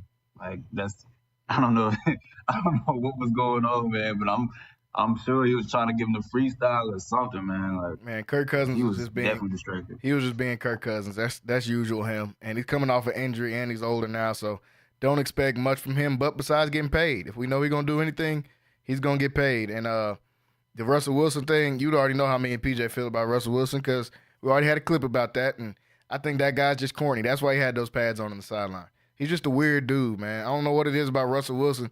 That guy's just weird, and I'm just going to leave it at that for now before we make another viral clip. PJ, what you think about Justin Fields getting the start and Kirk Cousins not looking so great last night? I really think both teams just look mid. Yeah. They look mid. Both teams really not going to do too much this year, but for me, I felt that the Steelers weren't going to just do a lot this year. They in a really hard division. So I had them possibly. I mean, I didn't feel like they were going to be bad. They'll do good, but I wasn't picking them to come out their division, not at all, for sure. And I just had them like a mid-tier team, you know what I mean? So for them, it's not as bad. For Atlanta, I feel like it's bad for them because now you're looking at another situation where an organization, they overpay, they overpay a player who really is average at best. Yeah. And now you stuck, you know what I mean? You're stuck with them, and you kind of got to just, you got to ride, you got to ride it off now because you paid them, so they got to play. When you pay somebody as much as you pay Kirk Cousins, you have to play him, and he looks trash. You know what I mean? Yeah. Anytime Ray McLeod is your leading receiver in the game, y'all gonna lose. And that's not even no disrespect to Ray McLeod because Ray cool. But still, I get what you mean. Yeah, you can't have him being your leading receiver though, bro. When you got guys like Kyle Pitts, Drake London, you know what I mean? Come on, bro. Like it doesn't make any sense. Like they just helped the game be even more mid than what it already was going to be because the Steelers was bringing a lot of mid energy to the game. So Atlanta doing that really didn't help. I think in this game, the Steelers not quarterback, but their kicker had 18 points. That was, he had 18 points. It was 18-10, and he had 18 points. So shout out to Chris Boswell. Man, he did a lot of kicking. Should have had him on fantasy. For real. He did, he would have scored a lot of points. So the game was mid, man. I feel like for Atlanta, this is kind of disappointing. And definitely coming off of seeing how the Saints did, shout out to my Saints. Yep. How they won against the Panthers, and you could see how they were rolling. It starts to kind of think like, okay, we not as good as we thought we were, and are we sure that we're going to be able to beat certain teams that we had picked on our schedule that we could possibly beat? Because now, if you look at how we played against the Panthers, that's not going to be like, oh, well, this will be an easy dub for us at least this year. It might not be an easy dub. You just never know.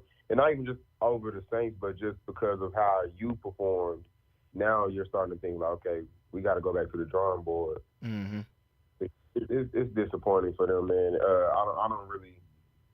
I don't get some of these organizations, paying these players as much money as they are. I just don't really believe in paying certain players all this money. They haven't really won nothing. They haven't even won nothing. You know what I mean? Dudes be having like 2 playoff wins, and somehow they give you $200-something million. You know what I mean on the contract. I don't Yeah, I think we all agreeing the performance was, just pretty much mid from both teams. Didn't really expect nothing else. But shout out to Justin Fields for getting that win, and Kirk Cousins. We all talked about his money, $180 million contract before he came to the Falcons, $100 million guaranteed, and I think between 2024 and 2025 he's going to get $90 million. So he definitely knows how to go to the bank if he doesn't know how to do anything else. Folks, want to thank everybody for watching with us and listening with us, whether it's on Infinity Sports Radio Central Texas or if it is on CentexSports1.com or the app Centex Sports 1, or if you want to watch this content 5 to 7 weekdays, go over to YouTube, Centex Sports TV. You can watch there. You can join in the chat and ask any questions, and we'll try to get them up here on the board for you. So a lot went on in the NFL, but before the NFL started, a lot went on in college football. And the game that, once again, seems like the whole world is watching, and the Colorado Buffaloes, man, they go out there, a lot of expectation. We talked about what they did against North Dakota State the week before, and the same questions from last year are the same questions and problems from this year as Colorado goes in here and lays an egg, loses 28-10 to a pretty mid Nebraska team. A Nebraska team that we know can be pretty good, but, weren't expecting anything crazy out of this team. Colorado loses 28-10. We're losing the entire game. I think it was 28-0 going into halftime. So from start to finish, they were getting beat. Scored 14 points in the first quarter, 14 points in the second quarter. And, a lot of problems with what was going on in these games. I want to get a quick clip of something Shedeur had to say after the game. He got hit a bunch, got sacked a bunch in this game. I think the Nebraska team has 6 sacks and plenty more QB hits and QB pressures. They had some injuries in this game. Shiloh Sanders got hurt in this game, which I don't really think meant a lot, but he got hurt in this game. Still couldn't run the ball. Shedeur Sanders, 244 yards, 23 of 38, a touchdown and a pick, a 24.4 QB rating in this game. Nebraska had over 149 yards rushing the ball. Travis Hunter had 10 catches for 110 yards, but it didn't mean much. A lot of that was in garbage time when it didn't even really matter. I'm going to play this quick clip about what Shedeur had to say about his performance and his team performance not being able to get it done against Nebraska. Here's a quick clip from him. How many times did Riley get touched? You said what? How many times did Riley get touched? they was able, like, of course, whenever you're able to run the ball consistently and whenever you're able to, then that opens up the pass, you know? But it's just like you got to understand, like, what your team good at. So it's like, why would we keep running the ball if, okay, we out there and we get in a situation where it's a must get and we don't get it? So he said that out of some frustration about what happened against his team. And he also said in that game that if we're going to go down swinging, we want to throw the best punch, and he can throw the best punch. Here's a quick clip of him saying that. So it's like, why would we keep running the ball if, okay, we out there and we get in a situation where it's a must get and we don't get it? Nah, I'd rather, if we're going to go down, I'd rather go down swinging, honestly, because I know I can throw the best punch. So here's my thing with Shadour's comments after the game. No, it wasn't all his fault, but he did hold on to the ball too long for some of those plays, and he's kind of throwing his O-line under the bus, and nothing what he said was wrong. It's just that when it's your quarterback, that's not what you want to hear. When that's your quarterback, that's not the things you want to hear out of your quarterback, saying, oh, we couldn't run the ball, and Raiola wasn't getting hit like I was getting hit, and that's why they were able to do that, and they can run the ball, but we can't run the ball, and I'm still throwing the best punch out there because I'm the best. And none of that is false. It's just not what you want to hear from your leader, your quarterback. You got to be a leader of men when you're a quarterback. Now, to the Colorado team, these are the same problems they had last year. They fooled me. I won't say they fooled us because I don't know who else bought into the hype, but I was watching their content this summer. I bought into the hype. I thought they were going to be better. I didn't think they were going to go out here and be world beaters, do anything crazy. I thought they were going to be better with the transfers they got. This is the same problems they had last year. They couldn't block anybody last year. They could not block anybody this year. Number 9, whoever number 9 was for the Nebraska, he looked like J.J. Watt out there. He was killing them. And this is just a regular dude that we don't even know if this dude's going to get drafted or anything like that. This is just a regular guy, and he's out there looking like the second coming of J.J. Watt for Nebraska out there. And, I mean, this is just not what you want to see. You couldn't block him. Running the ball. You had 32 yards rushing off 5 carries, and one of those was a 17-yard run. They couldn't run the ball to save their life. They tried to run it on 4th and 1 a couple times. Didn't even get a yard. They're not protecting Shador. Shador's holding on to the ball too long. These are all the same issues. They can't stop the run. They can't rush the passer. These are the exact same issues they had from last year, and it's really crazy to see after all the transfers that they got in. They got the number 1 pick, or the number 1 offensive lineman in the country coming in there. And, they talk about, or sometimes, I think we said it before on here, how we were talking about Clemson and how they got, a few white guys in their secondary, and you're not used to seeing that. I'm not used to seeing all black dudes on the offensive line. I'm just going to keep it a buck. You need somebody out there that grew up on a farm. You need somebody out there that has been doing some hard manual labor somewhere in the middle of nowhere in Nebraska to be on your offensive line. These dudes all got shades on for the game. They got change. That's not what I want to see from my offensive lineman. I want a dude that look like he just ate 5 hamburgers coming in there. Looks like they eat every part of the pig. I need somebody that looks like that coming in there on my O-line. So the O-line look bad. The D-line looks bad. Shador looks bad for talking about his teammates like that. So all in all, I want to see what y'all think about this. Quay, we'll start with you on this one. We just went to PJ on the last one. We'll go back around. Quay, we'll start with you, man. What did you think about this Colorado loss against Nebraska? Well, to be honest, I think Deion has to get out the internet. The more every game that played, and Jalen, quote me if I'm wrong, and I quoted this last year, and I love Deion. I do think he's one of the best recruiters in the country, but I think that's just what he is. He's not coaching in offensive defense. He's looking at his son. He's trying to see if his sons are good. But, he got to get out the internet. It's time to coach and win.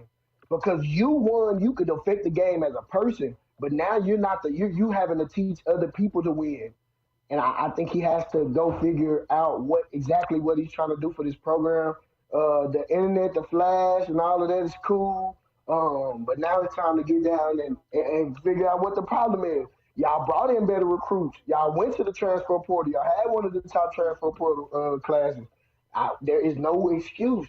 And y'all have good coaches. Y'all have Warren Sapp. Y'all have all these things.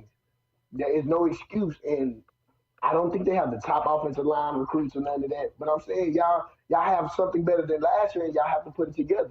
Because last week they didn't look too crazy. Yeah. You know what I'm saying? So I just think that Dion is gonna have to make his impact more in the game than the internet. He has to all the being mad at people, the criticizing, none of that matter. It's time to win games, or go back to being primetime Dion. Yeah. No, I agree. You got to put up or shut up now. You got to win games. That goes for Shedeur. That goes for Dion. You got to win games. And when you go out here looking like this against Nebraska, how do you expect to be able to compete throughout the rest of the Big 12 out there? In the chat on YouTube, they said it's a crybaby quarterback. And yeah, Shedeur, come on, bro. It's time out for that. It's time out for trying to blame everybody else because your draft stock went down this weekend.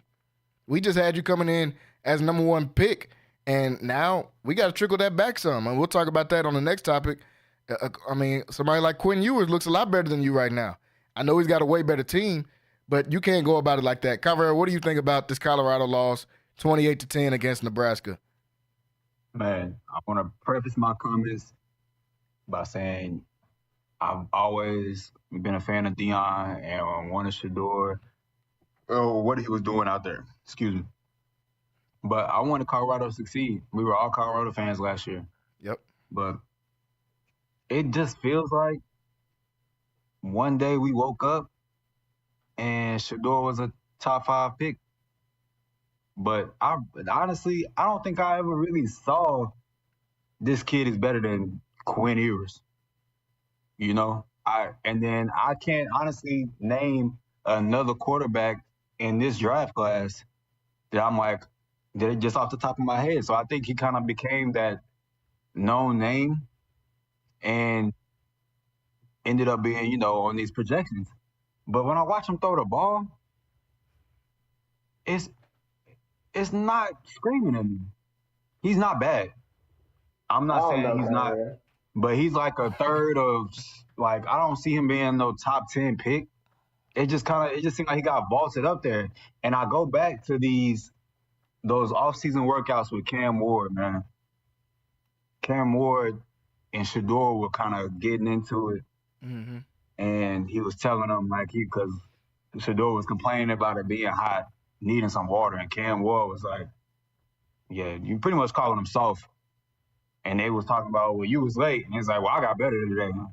I was like, well, I need some water. It's hot out here, And it's like, that was a moment I was like, man, yeah, you kind of crying a little bit. And then now with those comments yesterday, I'm out.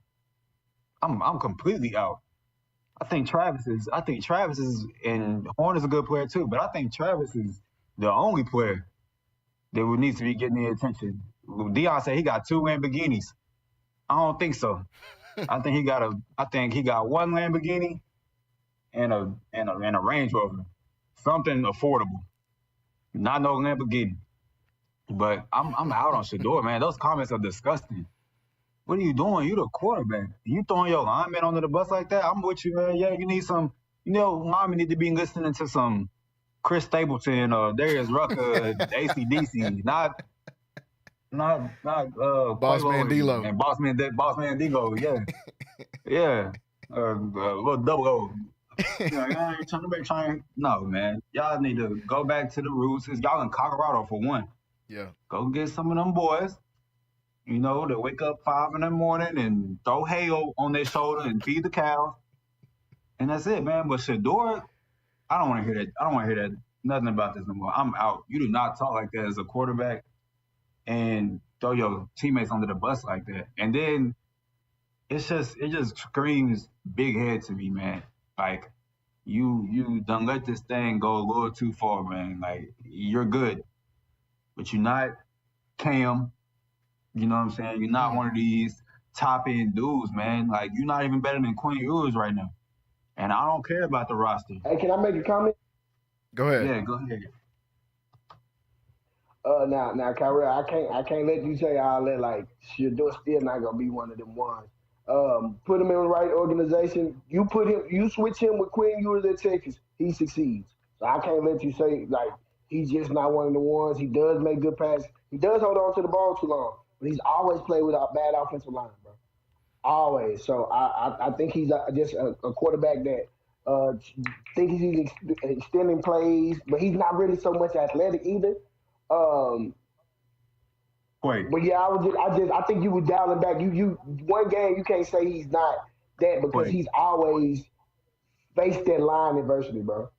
Quay, we was watching the game live. What play am I about to bring up? You know what play it is. Across the other side, other hash, you throwing a stop route. The ball was in the air for 10 years. But no. They had no run game, Kyrie. And he blamed the wide receiver. No. But Kyrie, that was a terrible call. They had no run game in the offensive line. He literally got touched every play. Not saying he should have threw that pick. He has a better IQ than that. I never seen that terrible ball from him. But we can't give it one game. And I really came back to make the comment to say we've seen Colorado get everybody's best game. This is not going to be their toughest game. They got a tough schedule left. Yeah. No, I agree. They're going to get everybody's best game. Yeah. I agree. I agree with Quay. Kyra, I'm not going to take it as far as what you said because we still got all last year of film to be able to put out on Shedeur and Quinn Ewers. And we'll talk a little bit about Quinn here in a second. But we still got film on both of them from last year. Shedeur looked head and shoulders better than Quinn Ewers, and Quinn Ewers ain't never played on a bad team in his life. He went from South Lake Carroll to Ohio State to Texas. So he's never been put in a bad situation. I won't go that far as to say, Shedeur shouldn't be up there. But he's definitely got to act better, and he's got to play better at the end of the day. I know it's tough, but you got to play better. PJ, what do you think about this? Nebraska versus Colorado. Nebraska gets to win 28-10.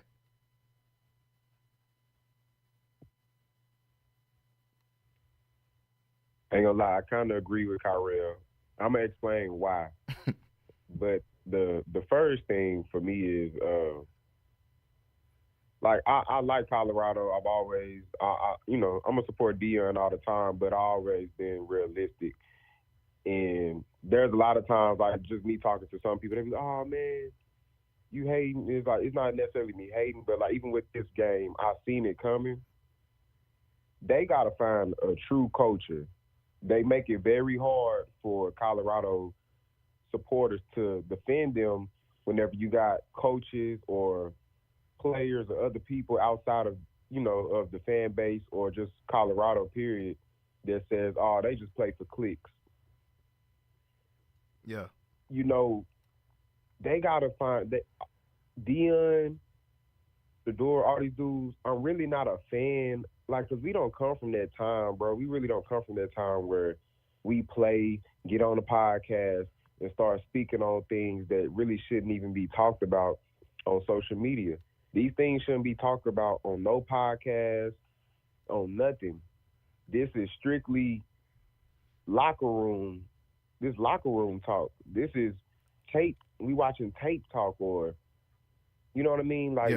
When the stuff just started getting all on the podcast and y'all talking about things that y'all really shouldn't be talking about. And you just putting everything out there. You make yourself look really bad. And that's what Shedeur did. He made himself look really bad. And you make yourself kind of start looking like you just like you soft. You know what I mean? Like you looking real soft. They gonna have to figure something out, bro. They gotta stop getting on. I'm just not a fan of social media and stuff, man. Definitely when it comes to things of that nature, like we shouldn't be talking about stuff like that on there. There should be repercussions of you speaking on certain things on your platform. If you a player, you shouldn't be speaking on those type of things. You throwing everybody under the bus. You know what I mean? There should really be repercussions, but it's not going to be repercussions. You know what I mean? So to me, it's a culture part with them. And then to go back to what Kyrell said, like with me, I like Shedeur. I think that he is still definitely in this upcoming class, he's still going to be a top QB. But at the same time, his stock just dropped for sure. Definitely after that game, not even just because of his remarks or what he said, on his podcast, but really, if you just go back and watch the game, like he threw for 23 for 38, 244 yards, 1 touchdown, 1 INT, and then Raiola threw. I think Raiola had 23 for 30, 185, 1 touchdown. And people are going to look at the yards and going to be like, oh, well, he still had a really good game, but he went 23 for 38. Yeah, that's not a good game. You know what I mean? He went 23 for 38. They both completed 23 passes. But one quarterback was way more efficient than the other. Mm-hmm. You can throw for all the yards if you want, bro. A lot of them yards come during garbage time. A lot of them yards is coming when we got a big lead on your team, and now we can kind of relax. So we're going to let you get the little small stuff. You might end up even getting the big play because we blowing you out so bad. We really don't care. We know we got control over the game. So a lot of them, that's where a lot of them yards coming. So in reality, like I say, like Raiola, and I've been said this about a few quarterbacks. Raiola was one of the guys on my list that I said they're going to upset a lot of guys' favorite teams. And people going to be upset. You know what I mean? Because it's more than just coming in there, I got my chains on, and we Colorado, and you know what I mean?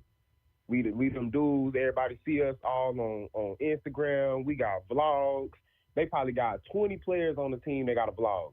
I promise to God. They probably got about 20 people on the team that you can go on YouTube right now and find a vlog. Their focus is not in the game. Your focus is trying to look good for the people, for the masses. Your focus is trying to, let me record my everyday life. Don't nobody care about your everyday life, bro. We care about you getting on the field and playing football. Win the game.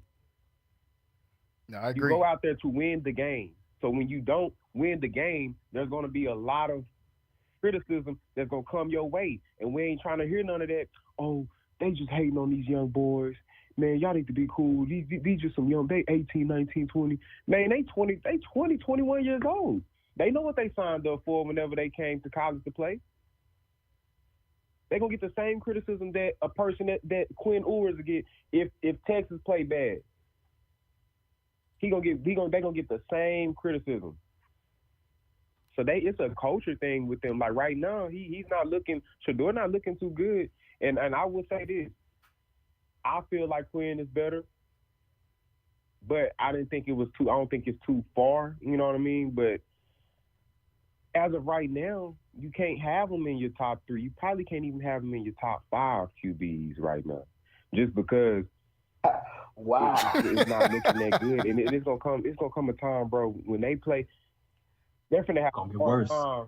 They finna have a hard time in the Big 12, bro. I'm not gonna lie. Kansas State, it's gonna be a few teams that's gonna give them rough games. So like y'all said, I do agree. I don't think this they hardest game, honestly. This right here was just a wake up call. It should be a wake up call.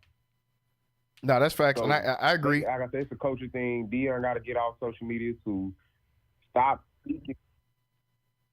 Yeah, stop speaking on stuff that y'all shouldn't be speaking on. That we shouldn't know half of the stuff that he just said in his podcast. Yeah. No, they definitely. I'm agreeing. They definitely got to get off social media. That y'all should be talking about. That shouldn't be talked about on the.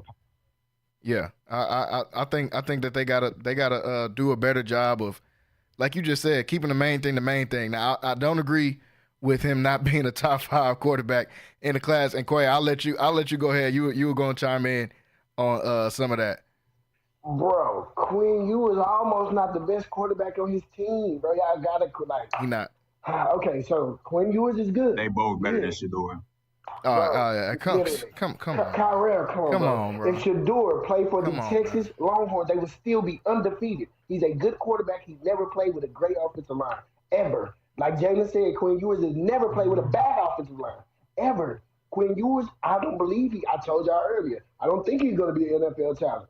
I think he's going to be one of those bubble players that get drafted because he played for a good program. I don't see an NFL talent in Quinn Ewers. I see an NFL talent in Shedeur Sanders. I know he shouldn't speak on certain things. They do need to get off the internet, all of that, but we're getting one game. When did Colorado not be in a shootout last year? Everybody played them their best game ever. They didn't get, bro. They know when they play Colorado, they're going to be on prime time. The whole world is going to be watching. We watched Colorado turn 7 different other players from other teams into NFL prospects. we gotta quit it. Like, come on, bro. Like, y'all, like a bad game can't take him. What other 5 quarterbacks you taking over him next year? Yeah, I don't. You could say that. Go ahead, Kyrie. You could say that about a lot of teams. A lot of teams, Texas is going to get everybody's best game. They're the number 2 team in the nation. And Texas, there's a lot of other teams that are big brands, if not a bigger brand than Colorado. And the only reason why Colorado would be considered a bigger brand is because of who their head coach is. So a lot of teams are going to get their best. Like I say, he still, like, as of right now, I'm talking about in this season. This season right now, if he's the best QB, not as far as, like, if he get drafted. In this year right now, after that game, he's not right now considered top 3, top 5 in this season. Now, as far as when he come out next year, only time going to tell how the rest of the season goes. But as of right now, you got a lot of QBs that are playing far better. That play. So y'all predict he falling out of the top 5? Guys like Nico Yama, how you say it last name? Yama. 5 quarterbacks? Yeah, I don't know, but and Kyra, I'll let you go ahead and get on this before we get off of here. I'll let you. In this season, yeah. Go ahead, Kyra. So, 5 quarterbacks out of this class, I think he is 3 right now, in danger of falling to 5 and out of that. I do not like the way he looked. I don't like the way he's looked last year. I don't like the way he looked this year. Like, yeah, they got into shootouts, but I didn't like none of them games they played. I don't like none of the teams they played. I don't think he can do this in the ACC, and I don't think he's going to do it in the Big 12. Like, I think Jimmy Horn Jr. and Travis Hunter are great players. and Shedeur is not a bad quarterback. But if you ask me if he's a first-round draft pick, no. See, a second-round draft pick, no. Oh my God. Okay, hold on, Kyrell. This is my rebuttal. This is my rebuttal to that. You're saying you don't like the teams he played last year, and you don't think he'll do it in the Big 12. The Pac-12 last year is better than the Big 12. What are you talking about? Let's start with there. Second, you said it's 3. Who are these guys in front of him coming out in the draft? Did you like how Quinn Ewers looked last year? Yes. Why? He was not terrible. When was Shedeur terrible? Shedeur had a better season. When was Shedeur terrible? Shedeur had a better season in the Pac-12, man. Like, y'all can hype up the Pac-12 if you want to. It's a reason they dissolved it. They had a better season. Quinn Ewers had a good season. Quinn Ewers had a good season. He did it against better teams than Quinn Ewers did. What are you talking about? The Big 12 was terrible last year. He wasn't in the SEC last year. He was in the Big 12. The Big 12 was terrible. What are you talking about? I'm saying I don't think he can do it in the Big 12 when we're going to see that this year. And I don't think he can do it in the SEC. I don't think he can do it in the Big 10. He played the Pac-12 last year. He did not look good against a good team. He didn't look good against. Hold on. He didn't look good against Oregon. He was killing everybody else. Their team was sorry. He killed everybody else. He didn't look good against Oregon. Go ahead, Quay. The one question I just have, though, Kyrell, so you're telling me, y'all, like you and PJ are telling me that if we had to, just hypothetically, switch them, Quinn Ewers, that you telling me that he would ruin Texas' success? He would look horrible. No, I don't believe so. What would Quinn Ewers be doing in Colorado right now? I think Quinn Ewers is still a top quarterback wherever he's at. You didn't answer my question. How many games do you think Quinn Ewers will win in Colorado with this team as constructed with the offensive line? Probably as many as Shedeur won. So what makes him better? Look, I'm not saying that Shedeur is not going to get drafted. I just don't think he's better than Cam Ward, Quinn Ewers, or who really the Arkansas quarterback looked better than me. Come on, man. I just don't like. I do not like his ascension to this top 5 pick in the draft. It doesn't sit well with me. He only got that ascension because he was killing people last year with the worst team in FCS. They were the worst team. They were the worst. And he's throwing for 400 yards.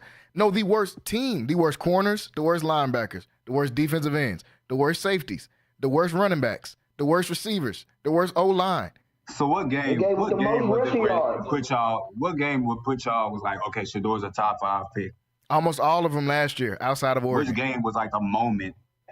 Almost all of them last year besides Oregon. Because what I'm seeing is a spread offense quarterback. that has produced so many good quarterbacks in college that don't turn out to be good in the NFL.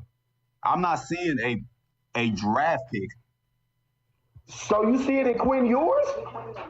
Yes, he runs a pro-style offense, and especially last year against Alabama.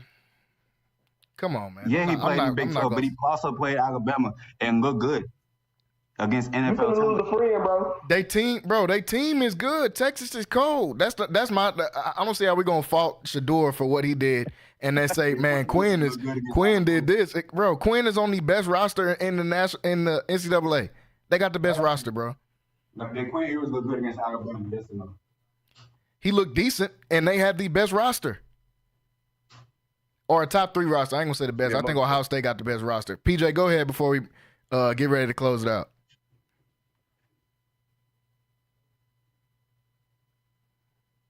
Here's my thing. I'm speaking on as far as quarterbacks this season right now. I'm not worried about the draft. That's far away. And a lot of guys be going early or wherever they, go in the draft. It's really, to me, it's not even sometimes just off of play. It'd be off of what school they went to. They come from a bigger school, and so they televise more so people see them guys more. That's not the case for Shedeur, I don't feel like. I feel like he's a good quarterback. But as far as this season, if you put – I'm talking about an FBS play right now, not dudes who coming out next year. I'm not worried about that. I'm worried about guys who are playing. So that includes freshman QBs, sophomores, juniors, seniors, fifth-year seniors. He is not top 5 in the season so far after the first 2 weeks of college football. There are guys in college football right now that are playing better than him as far as in the season. There are freshmen that are playing better than him. There are sophomores that are playing better than him as of right now after that game this past Saturday. Now, it can change week to week depending on how he come out and, perform this upcoming week. So as of right now, I don't think then you're getting on social media, even if we say, oh, well, that don't play a role in some of his stocks, dropping, but it does, though. Because none of these other guys got any videos of them, talking about things they shouldn't be talking about on social media. So he gotta do better, man. They still got a long road. It's only week 3 now. Yeah, I think that it's kind of premature to say. I can agree with that, to say that he's not the best. We're going off the first 2 weeks, but most of the quarterbacks the first 2 weeks have played nobody. Quinn Ewers played Michigan, and we kind of ran out of time on talking about them, but he looked good against Michigan, but Michigan doesn't look good at all. Michigan didn't look good in week 1 either. And so to say that there's some more quarterbacks in front of him out the first 2 weeks, that's cool. To put dudes like Cam Ward, Kyrell, in front of him, I think it's crazy. Nope, you didn't know who Cam Ward was until he got on them videos with Shedeur. So to put him in front of him now. Know who he was after. To put him in front of Shedeur now is crazy. Shedeur could have transferred and went to one of these top schools. He didn't. He stayed with his pops. He tried to help him build something over here, and he's honestly taking hits for it, suffering for it. But when he got Jalen, go ahead. They played against Cam Ward last year. Waxed him, and he put up 500 yards. and his team gave up like 800 yards. So I mean, he's playing on literally one of the worst rosters. We can talk. He's got Travis Hunter, cool. None of them other dudes is starting and being a number 1 receiver at no other school. His number 1 receiver last year was Xavier Weaver. He wasn't gonna start on no good teams in the NFL. Quinn Ewers is throwing the only first-round picks. These other dudes, I'm not going to count Cam Ward because to even put him in this conversation is crazy. After one good game against the worst team in the SEC, which is Florida. So to even put Cam Ward in that, man. To even look, of course he looked better. He played Florida, and he's on Miami. Miami is better than Colorado at every position besides whatever Travis Hunter is playing at. Every other position, they're better than him at. Texas, they're better than, he has a better everything than Colorado. Ohio State, they got a better everything. So, I'm down on Colorado. I am down on them. But to say I'm down on Shedeur, his draft stock did fall. I agree with both of y'all. It did fall. But yeah, out of the top 5 is crazy, especially when who are we even going to put in there? Carson Beck? Like who are we putting? Dylan Gabriel, the 27-year-old? Who are we putting in there to be the guy as, oh man, yeah, now this is the guy in front of Shedeur coming out of these top QBs. So I think that's crazy. Only time will tell. with how this thing goes to Shedeur, but this looks exactly like last season. I think it's going to be the exact same season last season. I think they're going to lose majority of their games, if not almost all of their games after this. You can't block, you can't run, you can't rush the passer, and you can't stop the run. That's a recipe for losing every single game. Go ahead, Kyra. How do we know he's not Graham Harrell? How do we know Quinn Ewers ain't every other person that's ever put on a Texas jersey? But answer my question though. Like, we don't it's a spread offense. We don't know. You know? How do we know Quinn Ewers? We don't. First of all, we don't know that about what quarterback looks like they're pro ready in college football right now. All I'm saying is we saw Quinn Ewers against NFL talent against Alabama. He looked good last year. He looked decent. He ain't just look great. He looked decent. That's why it's a reason he didn't come out, bro. You know he could have came out last year. It's a reason he didn't come out because he was going to be a 7th round pick if he'd have came out last year. There's a reason he didn't come out. That's fair. Okay, then. So I'm not going to say he looked great, but how you look great, but you was going to be a 7th round pick. It's a game. He played a whole season. Well, right? Kyrell, can I ask this question real quick? Yeah. Quinn Ewers is on Texas. They are one of the top ranked teams. They went to the playoffs last year. Why are we not having him as the clear number 1 overall pick? Like the number 1, like there should be no overall? For quarterbacks. For quarterback. He'll be the number 1 quarterback. He's not. Who is? Bro, come on, bro. They'll pick Carson Beck over him right now. You can just take the exact same argument that you put with Quinn Ewers and put it with Carson Beck. And Carson Beck looked better than Quinn Ewers last year. Well, Carson Beck, you want to talk about teams, Carson Beck is on the best team. You're making my point. We talking about, but my point is, man, we looking at NFL talent and competition, right? We saw Quinn Ewers play Alabama. If he's on a better team, he's on a better team. He played Alabama. We saw him get waxed by Washington. Number 1. We saw him get waxed by Washington and didn't look good. You only bringing up the Alabama game. He's played. He's been a starter for 3 years. Washington. Shedeur's whole team is garbage. Okay, so Shedeur's whole team is garbage. What are you talking about, bro? PJ, go ahead and say something. We got to wrap it. Go ahead, PJ.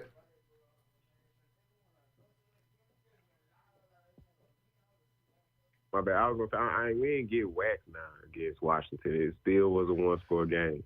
Man, Washington. We lost, though. Who went to the league off that Washington defense? This is personally how I feel like. I don't know. I don't really know nobody. I ain't gonna lie to you. I don't know anyone on that defense that went. I mean, like I say though, DeBoer had a great, which he always. This is what people don't tell the story of. We played Washington the year before that in the Alamo Bowl, and they beat us in the Alamo Bowl. So they seen Quinn a year prior to last year. They seen that Texas team. DeBoer, it wasn't that, the players were just that good. He just know how to coach very well whenever playing up against Texas. And you seen it last year. And that was really one of my fears. Because I was in New Orleans for the game, and that was one of my fears before the game was, I'm like, man, DeBoer done seen us. So he knows, not saying he know everything, but he knows how to play against us. He know how to put the guys, he being a coach. PJ. You put your guys in the right position to make certain plays, and that's what he did to beat us. Now, that's here or there, though, because that's in the past. But what I'm saying is, to me personally, I feel like Quinn, compared to Shedeur, like I say, I don't think it's far at all. And it can be week to week. It could be 1 week where Shedeur looks good and look better, and it might be 1 week that Quinn. To me personally, though, I would take Quinn before him just because, to me, Quinn has a better deep ball. To me, Quinn, and they both, to me, have the equivalent amount of weapons as far as when you're trying to have a receiver. They can take the roof off of a defense. Bro, Look, I'm not trying to. No, hold on. No, I'm not going to do that. I'm going to let Quay get the last word here. I got to cut you off, PJ, because we only got like 1 minute left. Quay, go ahead, get the last word, and then I'm going to wrap it from there. Bro, we're looking at, y'all are comparing apples and oranges. Y'all got to look at the whole overall spectrum. The fact that y'all even bringing these two people up in the same breath. This is Quinn Ewers, who's at Texas with 5 stars.